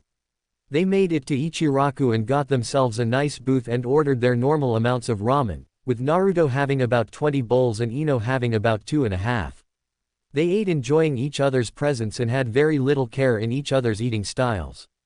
Naruto chose a more manly way of eating and started slurping his noodles in every direction while Ino, she ate like a starved pig, with ramen broth shooting in all directions. People eating around them gave the two blondes of Konoha estranged looks and some even left because of their commotion. But neither blonde gave half of a rip. They were enjoying their time together. Once Naruto finished his bowl he slammed it down, pretty much at the same time Ino had finished hers. Naruto and Ino looked around awkwardly and found that everyone was staring at them. Ino and Naruto's faces grew hot and red from embarrassment and the two turned to each other. Within moments, the two burst into some heavy laughter. Their laughter was contagious though. One by one, the people of the restaurant began to laugh with the two blondes. But it died down by the time the two blondes were on their way down the street. It was a surprisingly cool night, compared to the normal temperature that summer nights would be in the land of fire. Naruto and Ino were close together and stayed in a comfortable silence reigning between them. The different stores were bright and opened for the various people still walking around at this time of night. Looking up, Naruto found that the sky was clear and the stars of the nighttime sky were twinkling brighter than what he'd ever seen before. The bright crescent moon high into the sky, shining down onto the village with what little light it gave. Naruto looked back down to the blonde he had in his arms. Ino had her head leaned into his arm as they walked. Upon her face was a great smile spread across her face. Her white teeth glinting with each light they passed by. Hey, wanna see something? Naruto suddenly asked. Sure, what is it? Ino asked, but before she could continue, she was swept off of her feet and the two blondes took off through the rooftops of Konoha. Ooh, Karin was surrounded by grass, lots of grass. It almost reminded her of her homeland. The soft blades tickling her smooth skin with each breeze that flittered by. Karin shut her crimson eyes and stared off into the bright, beautifully cloudy blue sky and smiled at the warmth coming down from the sun. Its rays pounding through the cool breeze, warming her. She smiled even brighter when she sensed the amount of peace radiating off of Naruto from wherever he was. It was making her dream even more heavenly than what it would normally be. His happiness made her dreams what they were. His happiness soon started to take shape and Naruto began to form in her world. He was wearing a gray t-shirt with black jeans and some sandals. Naruto plopped down onto the grass below with a basket in his hands. The boy smiled softly with the same foxy grin that Karin had begun to love and began to remove the contents of the basket. Naruto motioned for Karin to move. Once she did, the blonde threw out a large blanket and started placing food onto the blanket: rice, chicken, turkey, pork. It was beautiful to Karin, but Naruto of course didn't stop there. He drew out a small wreath of violets and slowly slid them onto her head. Damn, Naruto must be really happy. Karin thought to herself. Never had something like this happened before. Sure, Naruto's chakra was peaceful and loving, but never had it been like this. Karin's heart beat faster as the dream continued and Naruto began to do things that Karin had always wished her dream man would do. Naruto reached out and gently caressed her cheek, feeling the burning hot blush forming on her face. Karin shook nervously with her mouth agape and shakingly pushed her glasses back up. Her breath hitched when Naruto tilted his head, allowing his hair to feel the full force of the incoming breeze. A sudden burst of peace shot from an outside source, most likely Naruto, and the scene began to grow warmer and it made Karin's heart beat heavily. Naruto suddenly grabbed Ino and crashed his lips upon hers. His hands were holding her arms, keeping her close to him to make sure that the redhead doesn't break away too early. The kiss was a simple one, even though both have had many kisses before, this one to Karin felt special. Maybe it was the overflow of happiness from her idiot roommate. Or maybe this dream was just a parallel to what she truly wants from the blonde. But, the sky suddenly darkened. The grass began to wilt and the trees around them burst into flames. Thunder boomed in the cloudy sky, but no rain fell. From the flaming forest came a spiky-haired boy with red eyes. Karin's own crimson eyes sprang open with fear, but Naruto shot to his feet and got ready to defend the girl. "Naruto," Sasuke said, "what are you doing with my cum dumpster? She's no longer yours to toy with, bastard." Naruto growled viciously. "Defending a whore." Sasuke burst into laughter as he unsheathed his sword. "That's new. What happened to the oh-so-wonderful Sakura-chan?" "Nothing happened. Why do you think I'm with Karin?" Naruto simply replied. The blonde drew out a kunai and hunched over in a battle stance. "Kami Naruto," Sasuke laughed just a bit more and stretched his sword-wielding arm. "She's a useless whore. I'm surprised that she hasn't left you yet to sleep with the rest of the shinobi corps." "Screw you, Sasuke," Karin screamed. "I'm not like that." "Oh really?" Sasuke smiled devilishly. "Would you mind if I went ahead and told the dobe of our team's knights?" "Don't you dare," Karin screamed as tears formed in her eyes. "What the hell are you going to do, Karin?" Sasuke asked with a smirk. "Suck me to death." "Leave me alone, Sasuke." Karin fell down and gripped her head. But her fingers felt the soft flower petals wrapped around her head. "I am no longer yours to mess with." "Yes, Sasuke," Naruto shouted. "Leave her alone. She is not a part of our battle. Leave her out of this." "Oh but Dobe, she is a part of this fight." Sasuke smiled and activated his Mangekyo Sharingan. "Anything you will come to love or already love is automatically included in this. The first thing I'm doing after I kill you, I think I'm going to rebuild my clan, starting with the red-headed masturbation sheath that you just so happen to be defending. I will kill you if you touch her." Naruto roared. The Kyuubi's chakra began to pulse out of his body, sending frozen shivers down Karin's back. She saw it. It flashed in front of her, it was glaring at her, studying her. Those horrific red eyes. The spiritual soldier of Sasuke's Susanoo grew and formed around the Uchiha and swung for the blonde Jinchuriki. Naruto saw this and sped forward with red chakra exploding off of his body. Naruto jumped forward and slammed a Rasengan into the Susanoo, but the spiritual soldier didn't budge and withstood the attack, and slapped Naruto away and into the dirt. Sasuke burst into laughter and lunged forward and stabbed his Susanoo blade into Naruto's chest. The boy's scream reverberated in Karin's ears. "Karin, run!" The blonde managed to croak out. The redhead began to run. Her sandals crunched the blackened grass and scorched ground. Tears were running down her cheeks. She looked behind to see Sasuke walking with the same facial expression he had when he fought Danzo. But from her distraction of looking back, she didn't notice the other two newcomers walking in front of her. Once she turned back around to face forward, she ran into a large man with orange hair and a skinnier and shorter man with straight white hair and shark-like teeth. Karin recognized them immediately and began to back away. Seeing that Sasuke was still a long ways away, she chose to make a run for it towards the east or wherever running to the right led to, just as long as it got her away from them.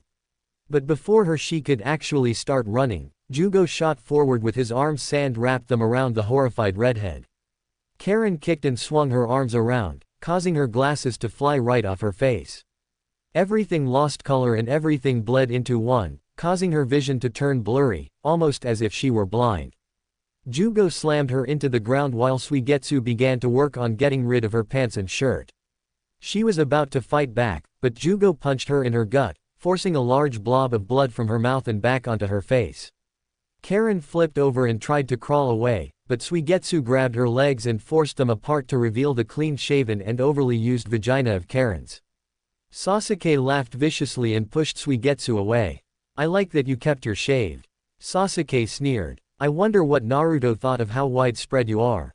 "Damn you, Sasuke," Karin shouted. "What he thought of my body is not of your concern." "Ah, was he not impressed?" Suigetsu burst into laughter. "That's not what he thought," Karin cried. "He doesn't think of me as a whore. He's not like you." "Well, of course he isn't like me." Sasuke unzipped his pants. I'm not dead. But just before he could enter, everything turned black. Karin felt around and realized that she was no longer in the grassy plain that she once was, but instead she was on a cold and hard floor. She reached over looking for her glasses, but she couldn't find them. She was terrified and she was missing her jacket. She could feel the wind slipping against the bare bite marks drawn up and down her arms and across her chest. But the thing that really terrified her was that she couldn't sense anything. She was literally blind to the world outside. She began to crawl around with tears falling down her face. Within moments she just stopped and began to hyperventilate, hoping that somehow Naruto would find her in time. Ooh, I had fun. Ino smiled softly as she slowly leaned her head onto Naruto's shoulder. I had a lot of fun, Naruto-kun. Hey, I did too, Ino-chan. Naruto leaned back and smiled softly at the twinkling stars in the sky. Ready to go home? Definitely, Ino smiled and was pulled up to her feet by Naruto. We should do this again. I look forward to. Naruto's eyes suddenly changed into his sage mode. People's chakra signatures and emotions flooded his mind and system. But there was one that made his heart crumble. Karin was terrified of something and her chakra seemed to be in distress. The boy took off without another word and jumped off of the Hokage monument and down towards the rooftop of the Hokage tower. He jumped as far as he could and landed just a few blocks away from his home and continued on his path until he landed on the balcony of his floor. He could sense it, Karin's fear. Karin's pain was palpable and filled the hallway with despair. Naruto dashed down the hallway, nearly knocking over a few bellboys and servants, but he came to a quick stop once he reached his room, which was the single door at the end of the hall. He kicked the door open only to find that all of the lights were flicked off and the furniture, from what he could see, was overturned almost as if someone had broken in. He stepped in, but a small crunch was heard. He looked down and found Karin's glasses beneath his foot, shattered beyond belief and with one of the arms of the glasses broken off, revealing a 2-inch-long serrated blade. Naruto's ears suddenly perked up when he heard sniffling through the darkness of the room. There were footsteps that sounded from behind and apparently Ino had followed Naruto. She quickly reached in and flicked the lights on to reveal a jacketless Karin curled up in a fetal position with tears pouring from her eyes. Her eyes, though, were filled with so much fear and pain that Naruto had trouble looking at Karin. Naruto turned and nodded at Ino, with the blonde girl quickly getting the message and charging ahead and grabbing Karin's coat off the floor and wrapping it around the redhead. Once Karin was clothed once more, Naruto bent down and hoisted her up in a bridal style and held her close to him. Karin slid her hand onto Naruto's chest and felt for his heart. The girl was mumbling incoherently and seemed to be in a daze, but Naruto's amazing chakra began to fix all of Karin's problems. Karin's breath began to slow down and soon enough it was a manageable pace, but she kept her hand pressed against Naruto's chest. Soon enough she was holding his shirt with a death grip, not wanting him to let her go. Ino, can you heal her up a bit? Naruto asked as he walked over to his bedroom. She needs it. Naruto bent over and laid Karin out onto the bed and carefully spread her legs out and straightened them out on top of the blankets. But just as Naruto was about to leave, Karin reached out and grabbed his hand and pulled Naruto towards her and gripped him tighter than before. Naruto looked down to see the unbelievable pain in her eyes. Please, don't leave me. Karin shouted as she buried her head into his arm. Just, for tonight, stay with me once more. Naruto sighed softly, then looked to see Ino with a gaping smile spread across her face. Naruto nodded and was replied with a pat on the shoulder by Ino. The platinum blonde left the room and slowly shut the door, leaving Naruto with the weeping Karin. Don't you worry, Karin. Naruto smiled and slid her over to accommodate some space for himself. I made a promise to you. I promised that you'd never feel hurt again. Once he was comfortable, Karin turned over and rested her hand onto his chest and immediately went back to sleep. Naruto soon enough was starting to get claimed by the wonderful spell that was known as sleep. Karin rested her forehead onto his shoulder as she fell deeper into sleep and Naruto rested his chin onto her scalp.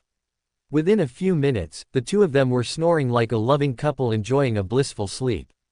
At least that's what it looked like to Ino. Chapter 4, Intermission. Karin awoke to the smell of sizzling meat and cooking rice. With the events of the night before completely erased from her memory, she reached over expecting to find her glasses. She clicked open her glasses only to find cracks in the lens and duct tape being used to hold one of the arms to the rest of the glass's body. She looked around nervously and looked for the warmth that filled her dreams, but it was nowhere, until, suddenly, her senses were exploded with the wondrousness of Naruto's chakra. Her mind calmed. She rubbed her bare arms. Wait, bare. Karin looked down in distress when she realized that her arms were for the entire world to see. She looked at the bite marks and felt tears forming in her eyes, but she realized that it was too damn early for tears and crying. She shook her head and slid herself from the bed and trudged out of the room and to wherever the smell was coming from. But what she saw made her heart hurt slightly. It was Ino and Naruto cooking in the kitchen together with big smiles on their faces. Karin felt his happiness and realized that he was genuine, but Karin was wary of the Yamanaka. Even though Karin and Ino had become somewhat good friends, Karin didn't feel comfortable with Ino being with Naruto. But after doing a scan of Ino's chakra, Karin felt satisfied and realized that Ino was sincere with her emotions towards Naruto. The two were giggling like idiots and insulting each other's cooking skills, that is, until Karin made herself known to the two laughing blondes. "Morning you two," Karin said. "Oh hey." Naruto smiled and walked over to Karin and grabbed her for a tight hug. "You feel better?" "Never better I guess." Karin replied meekly. "Can you two tell me what the hell happened to my glasses?" Naruto took a seat and motioned for Karin to do the same. The redhead was slightly confused but complied anyway. Naruto took a deep breath as did Ino. "Well, what happened last night?" Naruto began. "Naruto was out last night and I just happened to run into him," Ino suddenly said. "But, during a friendly dinner, Naruto went into sage mode and felt your pain and sorrow or something like that. When we came here, Naruto found you on the floor in a fetal position crying your eyes out. Naruto upon entering, consequently, stepped on your glasses, crushing them." Oh, Karin's eyes were wide. "It must have been one hell of a nightmare then huh?" "Yeah," Naruto replied. "But there is something that Ino and I have been wondering." "What is it?" "Those bite marks all over your arms and chest," Ino said. "Where the hell did they come from?" "I have a special healing ability that if an injured person were to bite into my skin and suck up my chakra, they'd heal from any injury." Karin sighed. "I wanted to keep it a secret." "So are those all from Sasuke?" Shut up. They are not all from Sasuke." Karin roared in a Sakura-esque way. Whoa, calm down Karin," Naruto rubbed his ears. "No need to get loud. I'll get as loud as I want baka." Karin howled, just before she lodged her fist into the back of his head. Under normal circumstances, Ino would have defended Naruto, but Ino couldn't help but find herself laughing softly at the sight. Ino though, quickly reined in those thoughts. The blonde girl rose from her seat and softly walked towards the kitchen stove and began to work on whatever food the two were originally working on. "What is this feeling I'm sensing from Ino?" Karin pushed her glasses up the bridge of her nose. "It's almost as if she's jealous of me. That damned redhead." Ino tightened her grip on the pan. "Whatever. What is it with women hitting me all the time?" Naruto whined. "The people around me are so violent." With all three teenagers sunken in their own thoughts, they fell into comfortable silence, minus the squeaking noises coming from Naruto as he rubbed the large bruise that formed on his scalp. Karin smirked and dug into her food while keeping a wary eye on Ino. About an hour later, and the three teens finished their breakfast and Ino took off for work in her family's flower shop on the strip, leaving Naruto and Karin to themselves for the time being before Naruto takes off for training. "Naruto," Karin suddenly said, breaking their silence as they watched TV. "How do you feel about Ino?" "What do you mean?" Naruto asked. "I mean, do you find her attractive?" Karin asked. What kind of question is that?" Naruto asked surprised. "Does he not?" "Of course I do." Naruto laughed. "I know I'm stupid and thick-skulled, but I'm not blind." "Stuff it Uzumaki." Karin huffed and stood from the couch they were sharing and headed to the bedroom. "Wait, Karin." Naruto turned to face Karin. "Where are you going?" "I'm going somewhere that you are not." Karin walked into the bedroom and slammed it shut, leaving a deeply confused Naruto. "What the?" Naruto shook his head and turned towards the door. "I'll never understand women. I guess I'll go and train." At the training ground, half an hour later, Naruto stood in the center of the training field with a face that oozed experience. The wind flapped through his blonde locks of hair and calmed his raging mind and loosened his tensed chakra coils. He shut his eyes and took a deep breath and let the soothing wind flow throughout his body. Each tenketsu relaxed and his chakra flowed faster and smoother than before. Soon enough, nature chakra began to fill his large reserves and began to fill in the non-existent chakra reserves. Within moments, his eyes changed and he was now in the forever revered, sage mode. He hunched over and a group of shadow clones popped into existence, each one imbued with senjutsu chakra. Without a single word being said, the 3 clones charged at him with Rasengan blaring in their palms. Naruto, with his eyes still shut, he weaved in between each speeding clone as each one got within perfect range of splitting him in 2. Naruto, eyes still closed, he jumped over one of his more dangerous clones and landed a kick on the Bunshin's head, popping it and leaving him with 2 more to go. Naruto stopped and opened his eyes to face the last 2 clones. He untied his Hitai-8 and wrapped it around his vibrant blue eyes and tightened the strap as tight as he could. Come. Without a second thought, the clones charged ahead with no care for their own safety and closed the distance, only for one to get kicked in the cheek by Naruto's more faster reflexes, but just as he disposed of one of the clones, the other came in and sent a senjutsu-imbued punch at his gut, and sent Naruto flying towards the trees.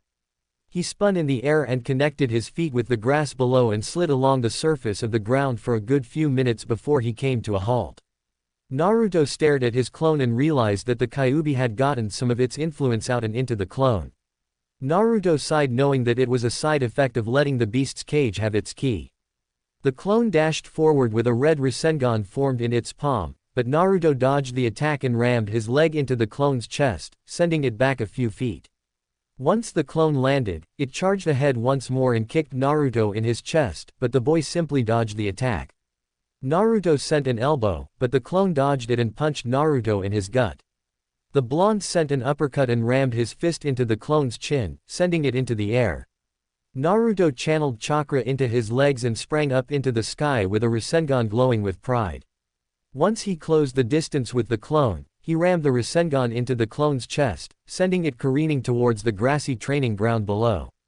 With a earth-shattering boom, the clone finally popped and its memories were transferred back to Naruto. The boy flittered down and used a flurry of Kage Bunshin to soften his fall. He looked around and found that he had successfully allowed the ability of having 4 shadow clones gather senjutsu chakra.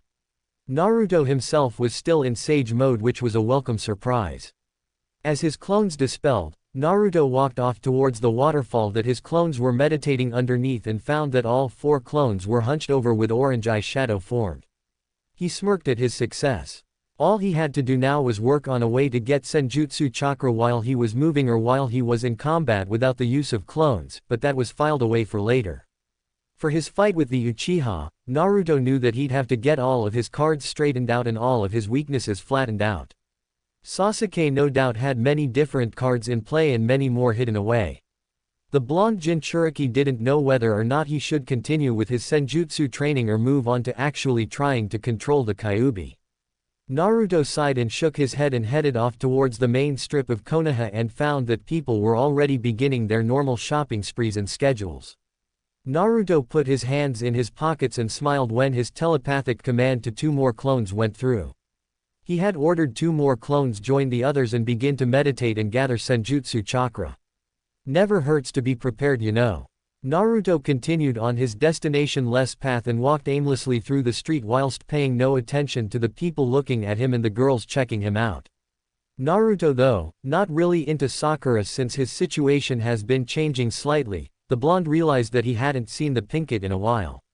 Karin had held him up for most of those few weeks and now Naruto felt a strange feeling in his chest whenever he was with Ino. Naruto smiled softly. She was kind enough to even fix up his living room while he slept with Karin. There had to be a way to pay her back, he thought. There had to be one, right? Shaking the thoughts from his head, Naruto trudged down the street towards Ichiraku Ramen, but sadly, found that the line was too long. Surprising, really. Naruto spun on the heel of his foot and headed off towards another restaurant that he frequented whenever he was with Team 10, Yakiniku Q.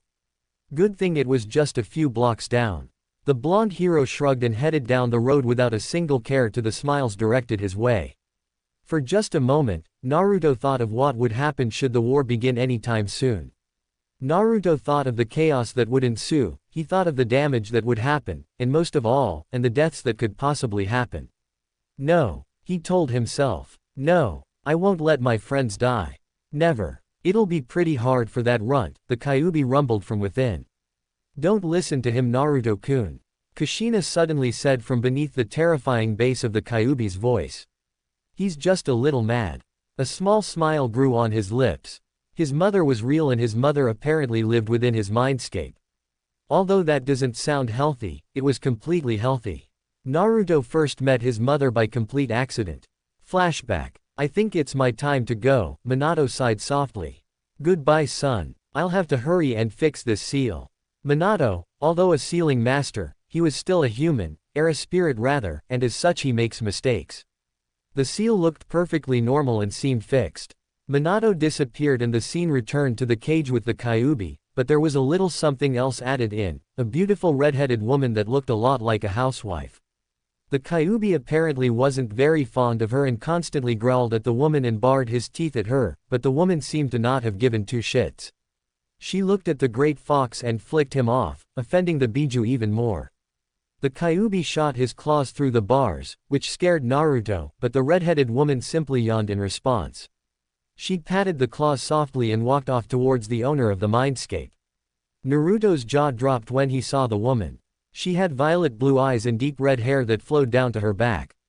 Her face looked vaguely familiar and her smile was foxy, much like his and his father's. She had a wondrous figure that under normal circumstances, have him drooling on the floor with a raging nosebleed, but this wasn't a normal circumstance. This woman was important to have appeared in his mindscape. Naruto-kun. Her voice was soft and reserved, but held a lot of cockiness that Naruto couldn't help but relate to. Who are you? Naruto asked. I'm your mother, of course. Flashback end. Naruto walked into the barbecue restaurant and ordered a table for one, but was quickly led into the restaurant and towards one of the more high-classes booths that were reserved for more important people like foreign dignitaries and rich folk, but Naruto didn't mind in the slightest, enjoying some of the more rewarding perks of being a hero of his home. Almost immediately food was slapped onto his table, and it wasn't just any food, it was food that he would normally get at another restaurant. It seems that they saw his misfortune of being sent to their restaurant instead of Ichiraku. Naruto was genuinely surprised by the action and simply shook it off as nothing to really worry about. Ooh. Karin laid on the bed with a glare marring her face. For all she knew, Naruto could be out there with Ino. The redhead sighed and looked off towards the ceiling above her. Something happened the night before that neither Naruto nor Ino would talk about. But whatever that thing was, Karin felt a strange pull for Naruto. A need to be in his embrace. It was a lingering feeling, something that Karin felt would go away within the next few days, should she keep her distance from him. But that was something that she didn't want to do. She wanted Naruto to be in her presence. She felt complete. Have you? Naruto made her day whole, especially since they've spent the last near month together under the same roof. Now, the feeling was different. Karin wanted him close to her, but she didn't understand. Shaking her head, Karin headed out of the bedroom and into the kitchen looking for some food to gorge upon since she was no longer a shinobi. But thinking back to the offer that Naruto had given her, she felt an inclination to go back and become a kunoichi once more, at least for Naruto's sake. The damned idiot might even need her in the future to sense the enemies that he's too dumb to sense. Karin sighed. Ino was a beautiful girl and maybe a little too beautiful. The two blondes did seem quite comfortable with one another. Karin smirked to herself and finally came to an answer. She was going to be a shinobi of Konoha, just so she can keep Naruto to herself, or so she hoped. Karin fixed her hair and charged from her room and dashed ahead towards Ichiraku, expecting it to be the one place that Naruto would be at after training. With a quick jump over the railing, Karin found herself on a rooftop of one of the newly erected buildings. She looked around to get a good feeling of the village and where she was, relative to the location of Ichiraku. Suddenly, a great wonderful feeling filled her heart and gut as she felt the full brunt of Naruto's chakra. A small smirk played on her lips as she hopped off of the rooftop and towards the direction that she sensed Naruto. She quickly realized that she didn't have her jacket on, revealing the bite marks and scars of her past for everyone to see. Her face darkened as her fear built up, nearly causing her to collapse in fear. She hated the scars, she hated it all, and now the people of a village that she was trying to become a part of could now see them. Karin shot her hands up to cover her arms and neck, but it didn't help.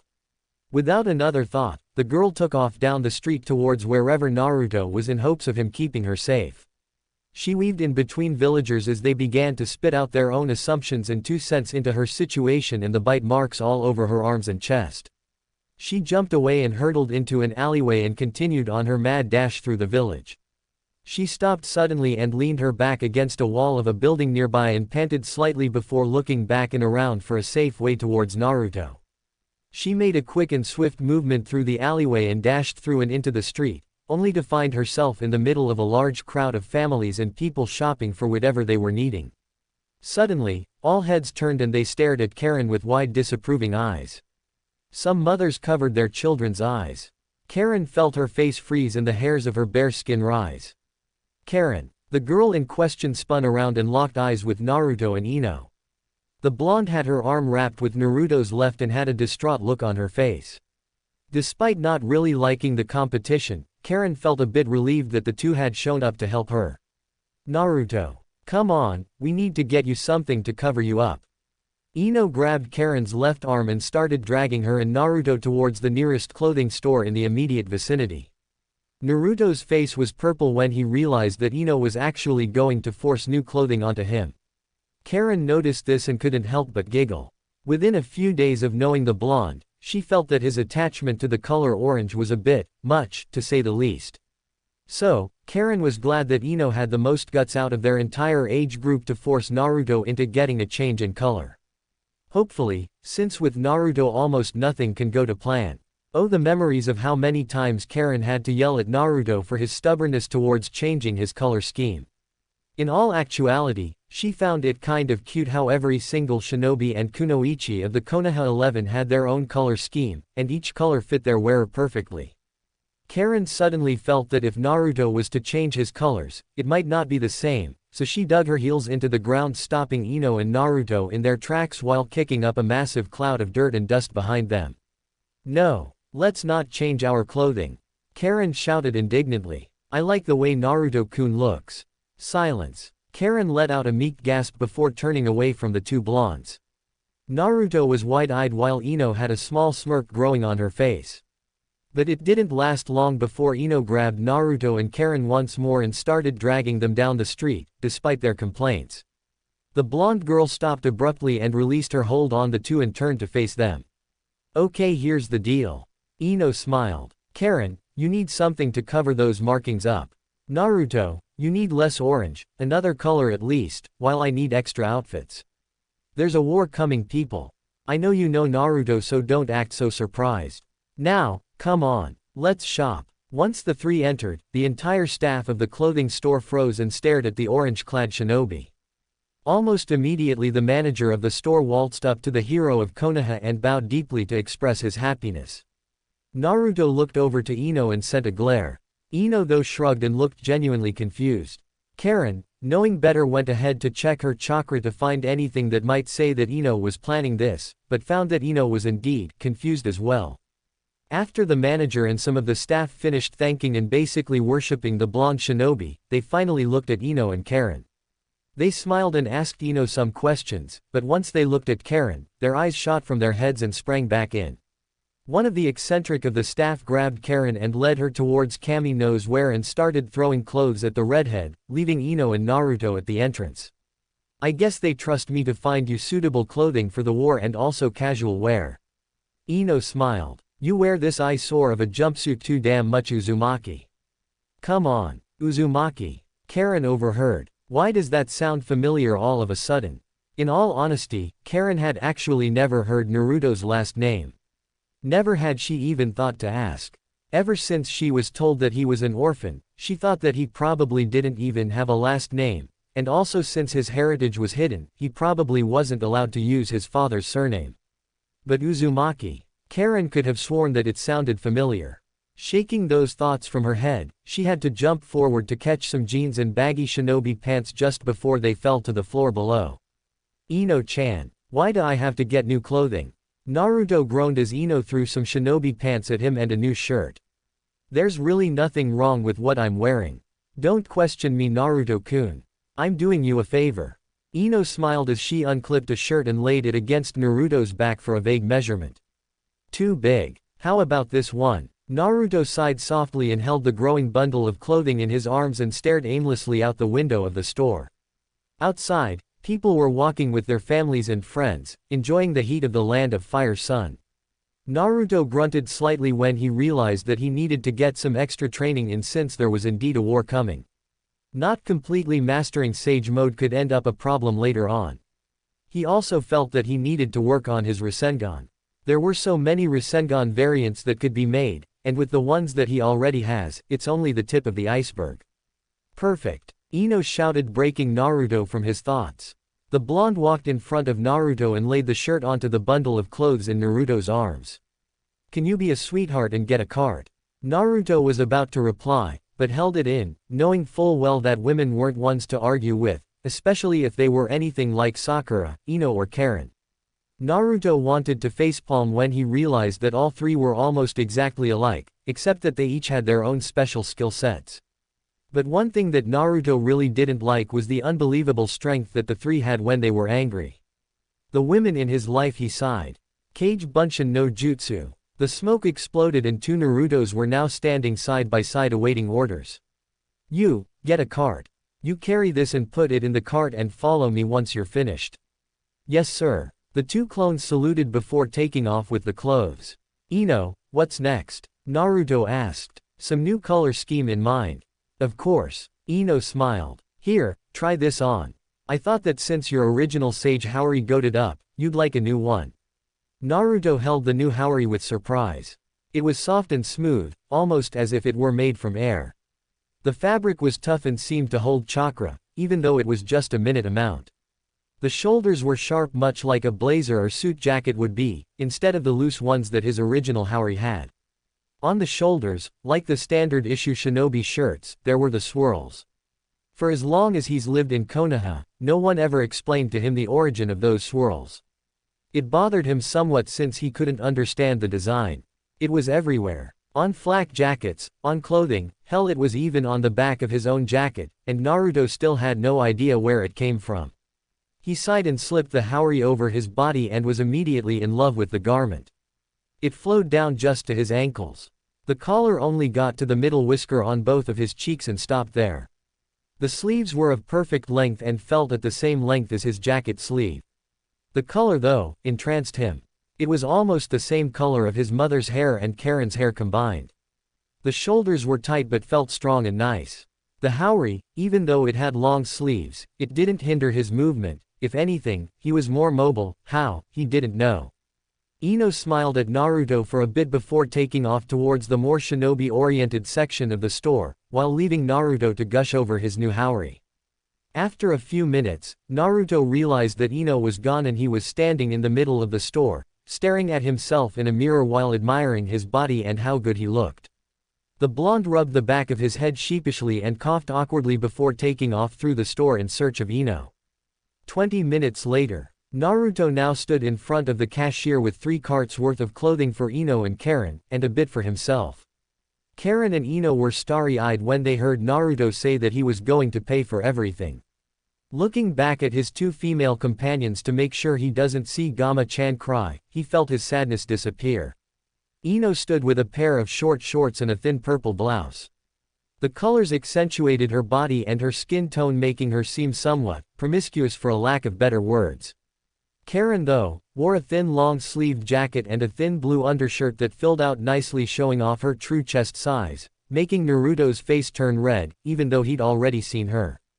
To be frank, Naruto was surprised that women like them would even be seen with him, hero or not. Even though he's already saved the village from catastrophe, he felt that he still wasn't worthy of any relationships. Come to think of it, Naruto didn't know what he was with Ino. The girl seemed to like him, of course, but Karin also seemed to like him. Then he also had to deal with Hinata and Sakura. Naruto wanted to collapse and rub his head until all of his problems vanished. Looking away, he trailed his head upwards and stared at the ceiling. Naruto-sama. Naruto paid no heed and continued to stare aimlessly at the ceiling. Completely mesmerized by the patterns in the ceiling tiles, Naruto didn't even acknowledge the cashier. He simply kept his eyes glued to the ceiling. Naruto-kun, Ino tapped him in his shoulder. Still no response. Now, Naruto was in a deep trance about things related to ramen and for some unforeseen reason, chicken. Baka Naruto. Karin roared, scaring Naruto back into reality. Naruto-sama, your receipt. The cashier looked at the hero with a bewildered expression. Thank you for shopping. Ah, yes. Thank you. Naruto turned around and had some shadow clones carry the bags out of the store. The three were now walking down the street towards Ino's house since it was on the way. He had a small squad of 10 clones carrying their bags right behind them, while he conversed with the two girls at his sides. His clones grumbled each step since each clone had at least 4 bags in each hand. Through the journey, Karin took notice of the world around her and for a second, she thought she felt a small tingle of love come from Naruto's heart. With each emotion memorized and studied and given a different color for future reference, Karin knew that it was love. Since love didn't have a color, it was too pure. Karin felt his emotions calm her down once more. Ever since yesterday, before everything went black, she realized that Naruto's peacefulness in his chakra has become much more potent because of the presence of Ino. Karin fixed her broken glasses and sighed at how distorted and disgusting everything looked through her eyes. Karin frowned slightly and looked around only to see cracked images. If she took off her glasses she knew that she wouldn't see a thing, and it would be just as bad as looking through her ruined glasses, but at least she could see right. The group stopped and Ino gave Naruto a kiss on the cheek and walked over to Karin and gave her a small hug while motioning for 5 of the clones to follow the blonde into her house. Karin and Naruto smiled softly and burst into a small bout of laughter. With the remaining 5 clones following behind, they quickly headed towards their condo. Without much to say, the two start taking out their clothes and putting them away and folding them. Karin even broke into song trying to kill time. With fewer clothes than Ino had, the two finished their arranging and folding rather quickly. As of now, Karin sat with a bowl of ramen in her hands and the television remote right next to her. She was watching a game show from the capital of crazy people trying to run an obstacle course without any formal training or chakra. Karin giggled and laughed as various traps were sprung sending various objects at the contestants, sending them into the waters below. The bedroom door swung open and out walked a shirtless Naruto with only a towel covering his lower extremities. He had a toothbrush in his mouth as he swiftly walked through the main hall of their condo, completely ignoring the frozen Karin. The redhead stared at the muscled and surprisingly scarred shinobi walking in past her. Even though the two of them have lived together, she has never seen him without a shirt since he'd always make sure she wasn't looking or even go so far as to make her close her eyes before he'd enter a room where he needed something. But now, Karin was surprised by the sudden change in routine.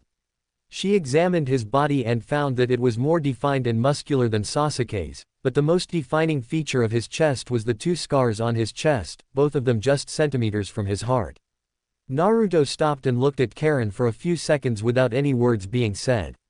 His face heat up as did Karin's as they both realized that they were staring at each other. Karin was wearing some yoga pants that fit her form perfectly and a thin V-neck t-shirt that showed a bit too much cleavage, whereas Naruto had left a bit too much crack in the part of the towel that covered his manhood. Karin spit out her noodles and coughed slightly and shot her head to face the TV. Naruto hurried away and into the confines of his bedroom, which was actually Karin's. 2 hours and a half later. Karin sighed after realizing that Naruto was off training like he normally did at this time of day. She sat her bowl down onto the table in front of her and crossed her arms underneath her chest and grumbled silently. She pushed her ruined glasses up her face and looked around for something to keep her mind off of her lack of company. She looked at her watch and the clock on the wall. Hinata was off with her Hyuga problems and her team, so she was out of the question. Tamari was always with Shikamaru, so no. Sakura was working at the hospital as always. Ino was working at her flower shop and Tenten was always with Neji. Karin grumbled and sunk her head into the couch and let out an exhausted sigh. But suddenly, the door sprung wide open and in walked Naruto with a bright smile on his face. Karin was about to say something, but Naruto placed a finger on her lips and lifted her from the couch and put her on his back. "I'm not Naruto, but rather, I'm a clone," the Bunshin replied. "Naruto is in the park with a surprise for you. Come on." "Surprise, for me?" Karin's eyes were wide with surprise. Hell, the getting a surprise was enough surprise in itself for the redhead. What the hell are you planning, Naruto-kun? The clone charged from the room and jumped high into the sky, causing Karin's glasses to fly off of her face. In a moment of fear, she tightened her grip on the boy and held him as tightly as possible, in complete fear of a world that she couldn't see. Her arms tightened around the clone, making him laugh. He landed on the rooftop of a building and dashed off through over the passing civilians, making many of the older generation see small glimpses of Minato carrying Kushina through the skyline of Konoha. The flowing mane of beautiful red hair, being led by a head of golden locks, many people finally realized who Naruto's parents were. It wasn't that hard to tell, and in the world of shinobi, there's no such thing as coincidence. Karin kept her face buried deep into Naruto's back with her eyes shut tightly. But with a heavy thud, Karin realized that they had landed. The clone placed Karin down onto the ground. But instead of grass, she felt the softness of cloth. She opened her eyes, but quickly shut them, realizing that it wouldn't help her in any way whatsoever. Suddenly, there was a strange, but smooth feeling wrapped around her head. There was a soft click and there was now a weight on her face where her glasses would normally be. "Open your eyes, Karin." It was a soft, enchanting whisper that caused Karin's face to burn up. It was deep and soothing. It echoed through her bones and made her heart beat quicker. The bass reverberating through her body, causing her mind to get hazy. She was too afraid to open her eyes, but once she did, she felt her heart nearly stop. Above them was a cherry blossom tree. Its pink petals flittering below as the soft winds of Hai no Kuni began to flow through. Off to the horizon, it was the same coloration as their first conversation at Mount Myoboku. The sky was painted in an amber glow with a bit of maroon dashed in. The sun itself was a blood red, almost as red as Karin's hair and eyes. But the colors, oh the colors, never had she seen so many blend in together. But then, she realized that she was also no longer at ground level. She took a quick look around and realized that she and Naruto were at the top of the Hokage monument. She backed away and held onto Naruto's arm and nearly gawked when she felt how muscled his arms were. She mentally cursed herself for just now noticing all of his features. "I see that you're enjoying the view."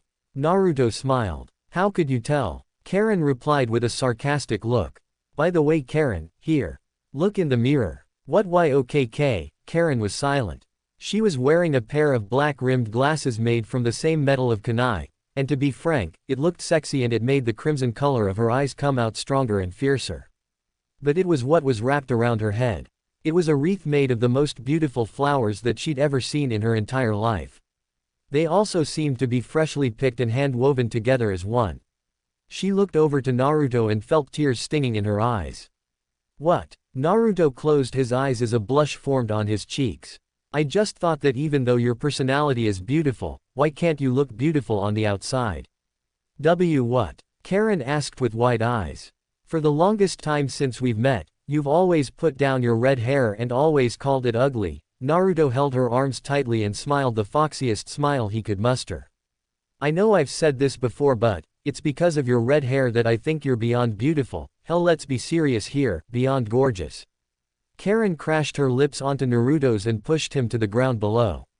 Tears were flowing down her cheeks as they continued. She kept her lips pressed against his, holding the embrace for as long as possible. The entire time, she felt the warning signs telling her to back off and release and let go and run away, but Karin willed herself to see it through to the end, to wait for Naruto to push her away. But then the blonde started kissing back. Chapter 6, The Second Stage. Naruto smirked as he and Karin walked from the academy with beaming smiles spread across their faces. Karin was saying something important, but Naruto paid no attention to the woman. Karin didn't realize and continued to talk, occasionally asking Naruto something and the blonde would say something in response, causing Karin to continue on with their conversation. But Naruto was suddenly smashed against the head by Karin's fist. Naruto turned around and froze in his tracks when he found that Karin looked ready to kill him with her anger. He started backing away, but slipped on a rock and ended up crashing into the sandy ground below. Karin glared at him with her glasses covering her eyes because of the lens flare. "You baka!" Karin roared. "You weren't even listening to me, were you?" I was. "Don't worry about it, Karin ch. Then what did I ask you and what did you say in return?" Karin asked as her fist clenched even tighter. I don't know. Naruto was suddenly blown back by an amazing blast of chakra coming from the irate redhead. I asked if you'd like to bang Tamari and you answered yes. Karin shouted. Then I asked if you'd like to suck another guy's and you answered yes. What? Naruto turned red from embarrassment. Are you sure I answered yes? Oh, shut up. Karin growled. I hate you so much. Karin crossed her arms over her chest and walked ahead of the Uzumaki. Naruto laughed softly and rubbed the back of his head and took off for his woman. Naruto wrapped his arm around her waist, but the woman quickly elbowed him in his gut, causing him to hunch over and hurl on the ground below. People groaned in pain when the elbow made contact, while others shot from their seats to help the hero of Konoha. Naruto was helped from the dirt path and patted down by kunoichi from the different villages. Karin saw this and stomped right back to her blonde man and slapped him upside his head and dragged him away from the mob of kunoichi. Most of which were quite beautiful. Naruto was sweating bullets more than what he should, but he didn't say a thing, knowing that if the wrong thing was said, he would receive another, well-deserved punch across the face. Soon enough, they reached the destination of the second stage of the Chunin exams. In front of them was a great gate with massive walls to match its size. The flags of Sunagaku were draped over the side, waving in the warm desert wind. But beyond the wall and even over the top, small wisps of sand and sand clouds were seen waving around. If one were to put their ear against the gate, they could hear rushing and crashing sand and other non-desirable creatures going about through the sand dunes. Karin sensed a mass multitude of creatures ranging from large to gigantic. His skin went cold when she sensed desert spiders of massive size and even desert scorpions. She shivered greatly, getting Naruto's attention. The boy quickly looked her way and wrapped his arm around her protectively. What's wrong? Naruto asked softly. There are scorpions, spiders, desert snakes, the whole shebang. Tamari laughed. This is the second stage of the Chunin exams. I am Sabaku no Tamari, and I am the proctor for this exam. A few genin shivered slightly at the mention of such insects and creatures living behind the walls. Naruto felt his own skin turn cold and even felt his bowels want to release from the mere thought of scorpions. But then again, he knew that they wouldn't be a challenge for his awesomeness. So here is your mission: survive and fight your way through 100 miles of desert, infested with animals and insects that have evolved to kill shinobi and kunoichi alike, to deliver 4 scrolls to checkpoints dotted around the area. The checkpoints are in 25-mile intervals. Surprise, surprise, you only get 1 scroll each team, so figure out how to get the rest. It really shouldn't be that hard to figure out. By the way, a small hint, killing is allowed. If it weren't for the raging sands behind Tamari, one could hear a pin drop a mile away. The air turned cold all of a sudden and teams looked at one another nervously and with wary eyes. Each team examining each other, looking for the weakest teams to pick off first. Naruto narrowed his eyes at the teams from Iwa and Kumo, while Karin started sensing people's chakra signatures and their emotions, trying to get a good idea of the weakest teams that made it to the second stage. Get to your gates. Tamari shouted. You have 3 days to make it to the final checkpoint. Get ready. Naruto and Karin sped off to their gate and stood steady. Naruto already gathering senjutsu chakra into his body. Karin shut her eyes and channeled a small, untraceable amount of chakra to work as sonar. Within a second, she was able to pinpoint 5 teams in their immediate vicinity. 3 of which were weaklings from Kiri. Begin. Without a second thought, all teams shot forward into the walled desert. Karin ran ahead of Naruto and jumped into the air. Naruto ran ahead and Karin landed on his back with her hands in a tiger hand seal. Naruto continued running and now, he was in sage mode. He was able to sense already, 10 teams have been defeated by animals, and 2 have already fallen prey to an Iwa team. Naruto. To your right, Karin shouted. Suddenly, a barrage of kunai and shuriken shot towards the blonde Uzumaki. With a quick movement of his wrist, he drew out a kunai and blocked a great deal of the projectiles and narrowed his eyes at his assailant. They were 2 Kumo teams with the same thought of defeating the hero of Konoha, not that they even knew who he was. The first charged for Naruto without checking his surroundings, but Karin jumped in and kicked the shinobi in his gut, before bashing her elbow into the shinobi's back.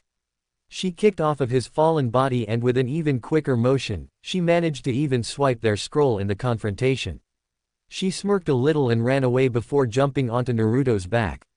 The Kumo shinobi charged after the two Uzumaki, but they were stopped when an Udama Rasengan smashed into the desert surface, throwing up sand and dirt, covering Naruto's and Karin's escape. Once the dirt cloud dissipated, all that was left though were two clones of Naruto. They smirked before dispelling. A few yards away, Naruto was running full speed with now two scrolls in his possession. He smirked and jumped up using senjutsu to increase the strength in his jump. Around the two shinobi, they looked down to see giant creatures jumping from the sand and taking out entire teams with single swipes. When they landed right in the path of a rising scorpion. Its black exoskeleton made Naruto's skin freeze in fear, but Karin wasn't faring any better. Naruto though, quickly snapped from his stupor and charged forward with a Rasengan in his palm. The scorpion snarled at the Uzumaki.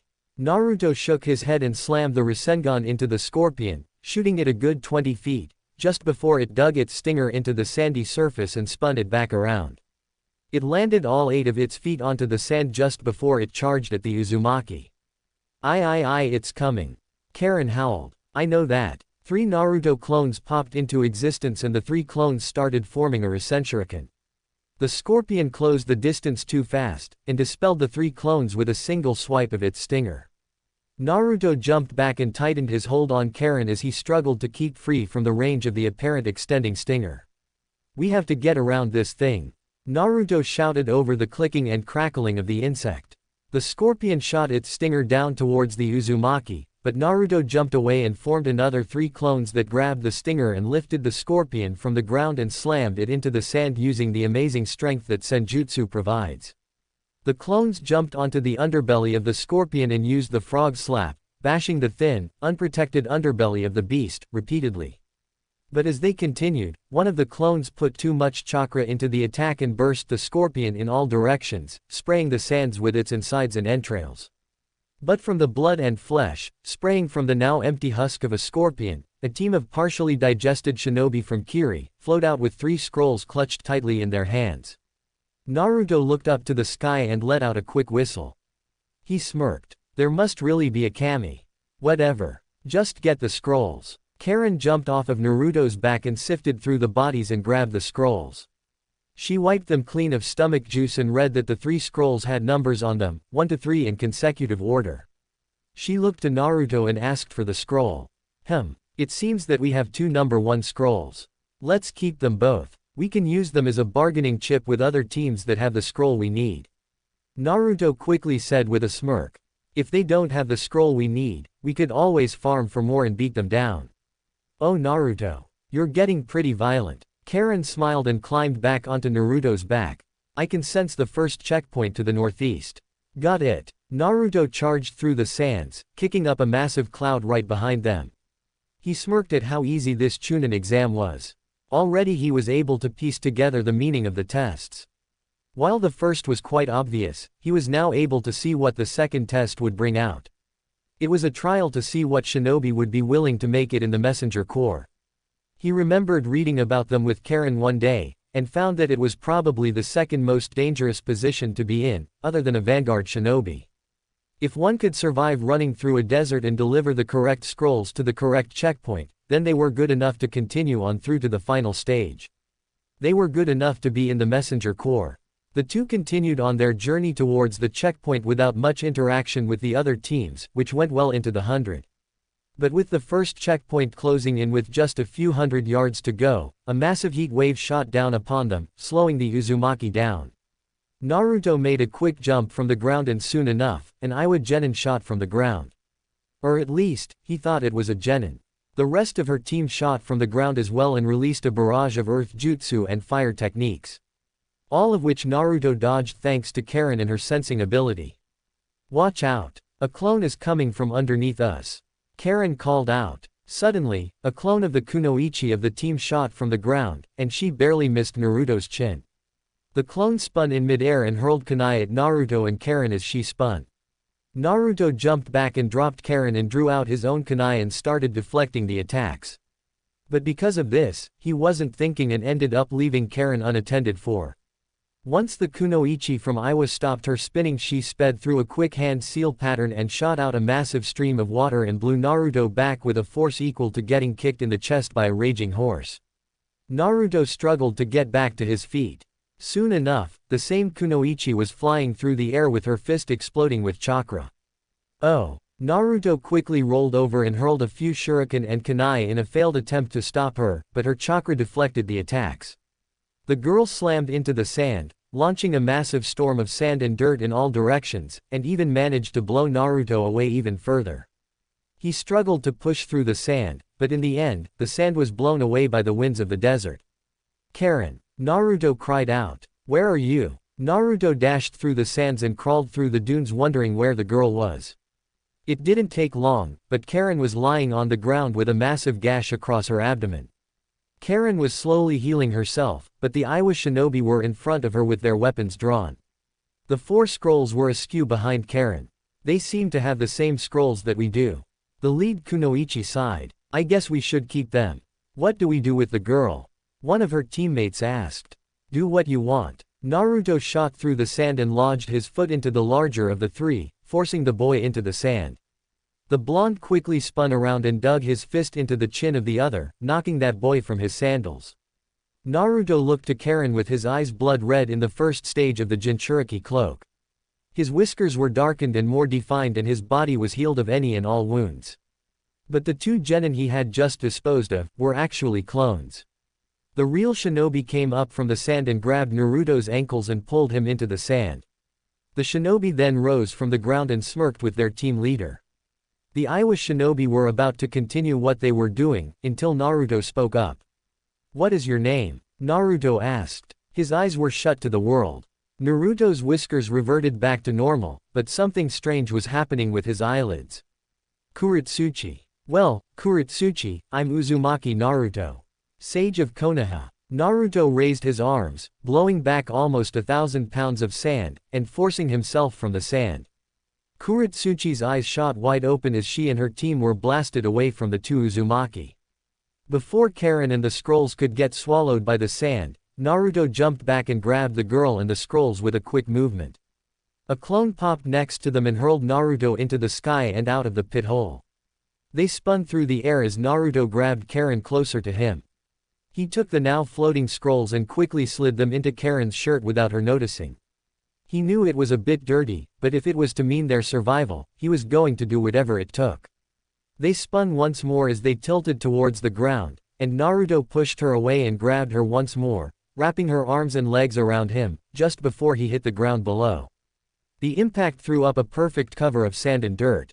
Karin was starting to breathe hard as the wound continued to bleed. Naruto didn't even need to look back. He simply charged off through the sand cloud and into the desert around them. He jumped into the stones protruding from the sand and started skipping along, all the while feeling Karin's breath get heavier. It seems that Karin was having trouble healing her wound. Naruto wanted to set her down, but he knew that those Iwa shinobi were probably on his tail. Of course though, like almost always, Naruto jinxed himself the moment the thought was made. The 3 Iwa shinobi pushed themselves from the sand and immediately followed after the Uzumaki. Naruto felt his body run cold when he realized that he'd basically run into a path for them to take him and his girlfriend, kill them, and take their scrolls. Kuritsuchi sped through a quick hand seal pattern and shouted out a jutsu that Naruto deigned from hearing, and soon enough, a barrage of quicklime bullets shot forward, grazing a couple hairs off of Naruto's head. He spun around and formed 3 clones to deal with the Iwa shinobi. The 3 clones shot off towards Kuritsuchi and her teammates. The lead clone jumped and kicked for Kuritsuchi, but she quickly caught the attack and hurled him to her right, causing him to bump into another clone, dispelling the 2 of them, leaving the final clone to Akatsuchi. Kuritsuchi nodded her head and took off with her other teammate and gave chase to the retreating Uzumaki from Konoha. The black-haired girl shook her head and nodded at her teammate. The boy sped through a quick hand seal pattern and shot forward a steady stream of fire, which quickly exploded into a massive dragon that sped forward on a warpath to incinerate Naruto and Karin. Naruto, Karin whispered. My wound, it's festering, all of this sand and dirt. Don't speak Karin, Naruto said back with a frown on his face. It'll only make things worse. I'll get us to the checkpoint, and there might be help. Oi, Kyuubi, Naruto suddenly said. What do you want, Gaki? The Kyuubi replied. As you can most likely see, I'm taking a nice nap. Give Karin some of your chakra. Naruto stated. She needs it to stay conscious. Now why would I give chakra to another Uzumaki? The Kyuubi taunted. Damn you, Kyuubi, Naruto shouted. Fine, if not for me, then do it for you. How does saving her help me? The nine-tailed fox fought hard not to laugh at the notion. Without her, I'll most likely die here, and if I die, so do you, Naruto replied with a stern voice. The Kyuubi was about to start laughing, but he quickly resigned the thought, knowing that the boy was right. With a begrudging sigh, the Kyuubi let out a smirk. You humans are annoying. The Kyuubi laid his head back down onto his paws and shut his eyes for just a moment. Naruto was about to say something, but the Kyuubi's chakra shot from the cage and entered Naruto's body, but just as it entered, it disappeared, almost as if it was being funneled off somewhere else. The Kyuubi smirked once more. Get out of here and let me sleep, Gaki. Back in the real world, Naruto came to reality and turned to see Karin's eyes a darker crimson than before and with a slitted pupil in the center of her irides. Her fingernails were extended and small whisker marks were formed on her cheeks. She looked to Naruto with a surprised look on her face but didn't say anything. Instead, she channeled chakra and her wounds healed immediately, and her range of sensing was increased tenfold. Naruto, keep running. The checkpoint is just 50 yards away. We're very close. Karin shouted out while grabbing some kunai and hurling them back at the Iwa shinobi chasing after them. I'll hold them off all right. Let's go. Naruto channeled chakra to his legs and took off running, trying his hardest to make it to the checkpoint. From what he was able to discern from the vicious attacks that the Iwa team was giving them, the checkpoints are safe zones. Naruto, jump. Karin suddenly screamed. Jump now. Naruto didn't question her and jumped as high as he could. As he jumped though, he could feel his senjutsu chakra leaving his body once more. He looked down to see the largest snake he'd ever seen in his life. Easily twice as large as the purple snake that Orochimaru used all those years ago. It was covered in sand and its body was obviously shedding. The three Iwa shinobi down below froze in their tracks, but unlike what Naruto knew that most of his friends would do, the Iwa shinobi jumped back and started hurling ninjutsu and weapons at the snake in quick succession. It didn't take long, but they quickly realized that long range wasn't going to cut it. Kuretsuchi charged forward with chakra building up in her fist and smashed it into the snake's face, forcing at least a fourth of it back into the sand. She landed on the ground and sped through another pattern of hand seals. Yuten, Sekaigyo no Jutsu. Kuretsuchi spit a massive blast of quicklime, quickly mixing into the face of the snake, forming a mold around it. She went through another, just as quick, hand seal pattern, and shot another blast of water, much like the one she used to blow Naruto back, not too long ago. The combination of the two jutsu brought the snake curling down to the ground, but it did not stop the snake. Kuretsuchi landed on the ground with fear crawling up and down her spine. She sped through another quick hand seal pattern. She took a deep breath and spit forward a ball of fire that was equal to Sasuke's use. The snake didn't falter though, in fact, it was practically unscathed. The quicklime started crumbling and falling off of the snake's face. Naruto and Karin landed just a few feet away from the backside of the snake. Naruto looked to Karin and was wondering if he should help them. Karin, even though the thought wasn't said out loud, she knew what Naruto was about to do. But before she could hold him back, Naruto was already halfway up the snake's spine and nearing the top of its head. God damn him. Karin let out an exasperated sigh. Naruto, be careful. From what I can tell, its scales are strengthened with chakra. And lots of it. Naruto grunted when he heard what she had just said.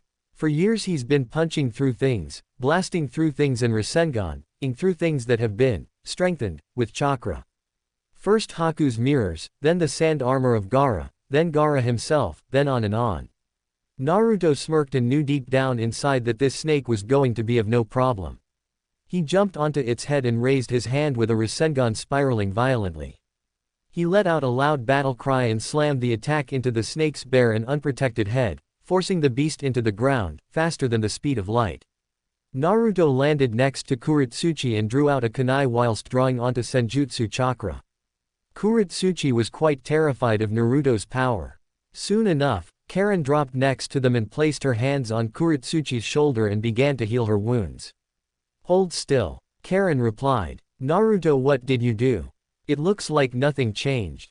"I had a quick theory about those chakra-enhanced scales," Naruto said. "If I were to dispel my Rasengan at the moment of impact, instead of drilling it into the scales, which would most likely deflect the attack, the chakra from the Rasengan would lose the gravity holding it together and spiral off in different directions, causing the chakra within each individual scale within the spread radius to fluctuate, weakening the flow of chakra to the protective shield of the snake's cranium." "So in other words," Karin started smirking, "I've given it the headache of a lifetime." Naruto smiled. "Kuretsuchi-san, do you think you can help me bust this snake's skull right open?" "Gladly." Kuretsuchi jumped forward just as Naruto did. The snake saw this though and lunged forward with its head and dug into the ground below, kicking up sand and injuring Akatsuchi and almost killing their other teammate. Naruto and Kuretsuchi landed on the back of the snake's neck and charged up with their best attacks, blaring wildling in their hands. With Kuretsuchi having a fist made from earth and Naruto having two clones behind him helping him make his Rasenshuriken. The two jumped up into the air and first went Kuretsuchi with her slamming the rock fist of hers into the snake's dented cranium, causing the scales to shoot off, cracking a great deal of the skull itself, revealing the targeted area. Naruto's clones popped away leaving him in the air as he got ready to hurl his Rasenshuriken into the brain of the blasted snake. Fuuton, Rasen's Hurricane. Naruto bent forward and hurled the monstrosity of a jutsu forward just as Kuretsuchi made a jump off of the doomed snake's head. The Rasenshuriken sliced through the air and dug deeply into the opened head of the snake, slicing, tearing and mauling the beast. Naruto narrowed his eyes and soon enough, the Rasenshuriken exploded, engulfing the entire head of the snake, tearing it apart and lodging small chakra spikes into its face, skull and any other part connected to its head. Naruto landed not too far away and popped his neck before walking up to the group of fellow shinobi. Karin was struggling to keep Akatsuchi's bleeding at a minimum. She pumped as much of her chakra as she could, and she was still in the cubified state. She narrowed her eyes and started channeling in the Kyuubi's chakra, strengthening her skills and her powers. Within moments though, Akatsuchi's bleeding stopped, but the damage to his body was still on the inside. "It's poison," Karin stated after running her hand over Akatsuchi's body. "I don't know how to stop it without the correct antidote." "Karin," Naruto said suddenly. "You know what you have to do. Remember what you've told me about your powers." "But you said." "I'm saying do it now. We have to help him," Naruto said with a calm look. "Understood, Naruto-kun." Karin rolled up her sleeve and held out her arm. "Bite my arm. What are you minions doing?"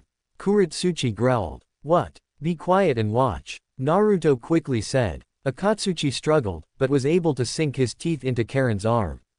The redhead grunted in pain, but let out a quiet sigh instead. Kuretsuchi though was appalled. But upon closer inspection, chakra was being funneled from Karin and into Akatsuchi.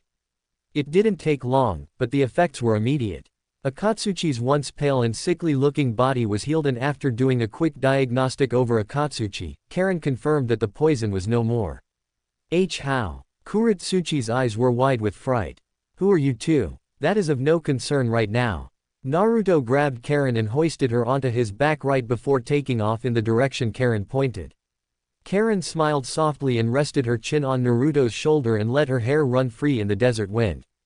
Naruto was strong and held her tightly against his back, making sure that she would fall off.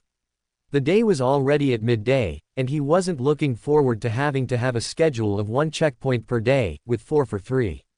He shook his head and continued to run, taking orders from the girl he was carrying. She wasn't heavy nor was she a feather, but Naruto was thinking about complaining to the girl about why he has to carry her. Then again, if he did ask, Karin would probably smack him against his head or call him lazy, or something to some other effect of endearing insults. Karin tightened her hold on him and felt a big smile grow on her face. The longer she stayed with Naruto, the more distinguished his chakra became to her. So far, she was able to capture and memorize 10 different moods from the boy, just by reading his chakra.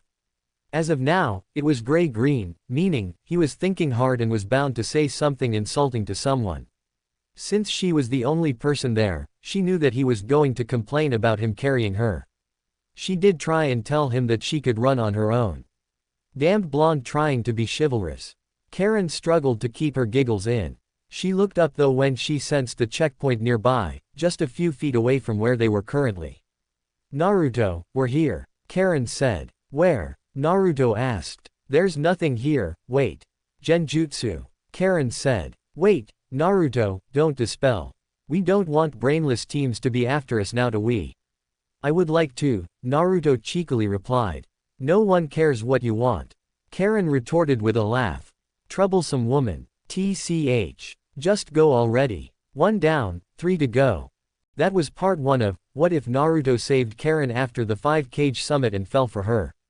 Revolving Hearts. Naruto's kindness has changed many lives. But could Karin be the one who changes his heart?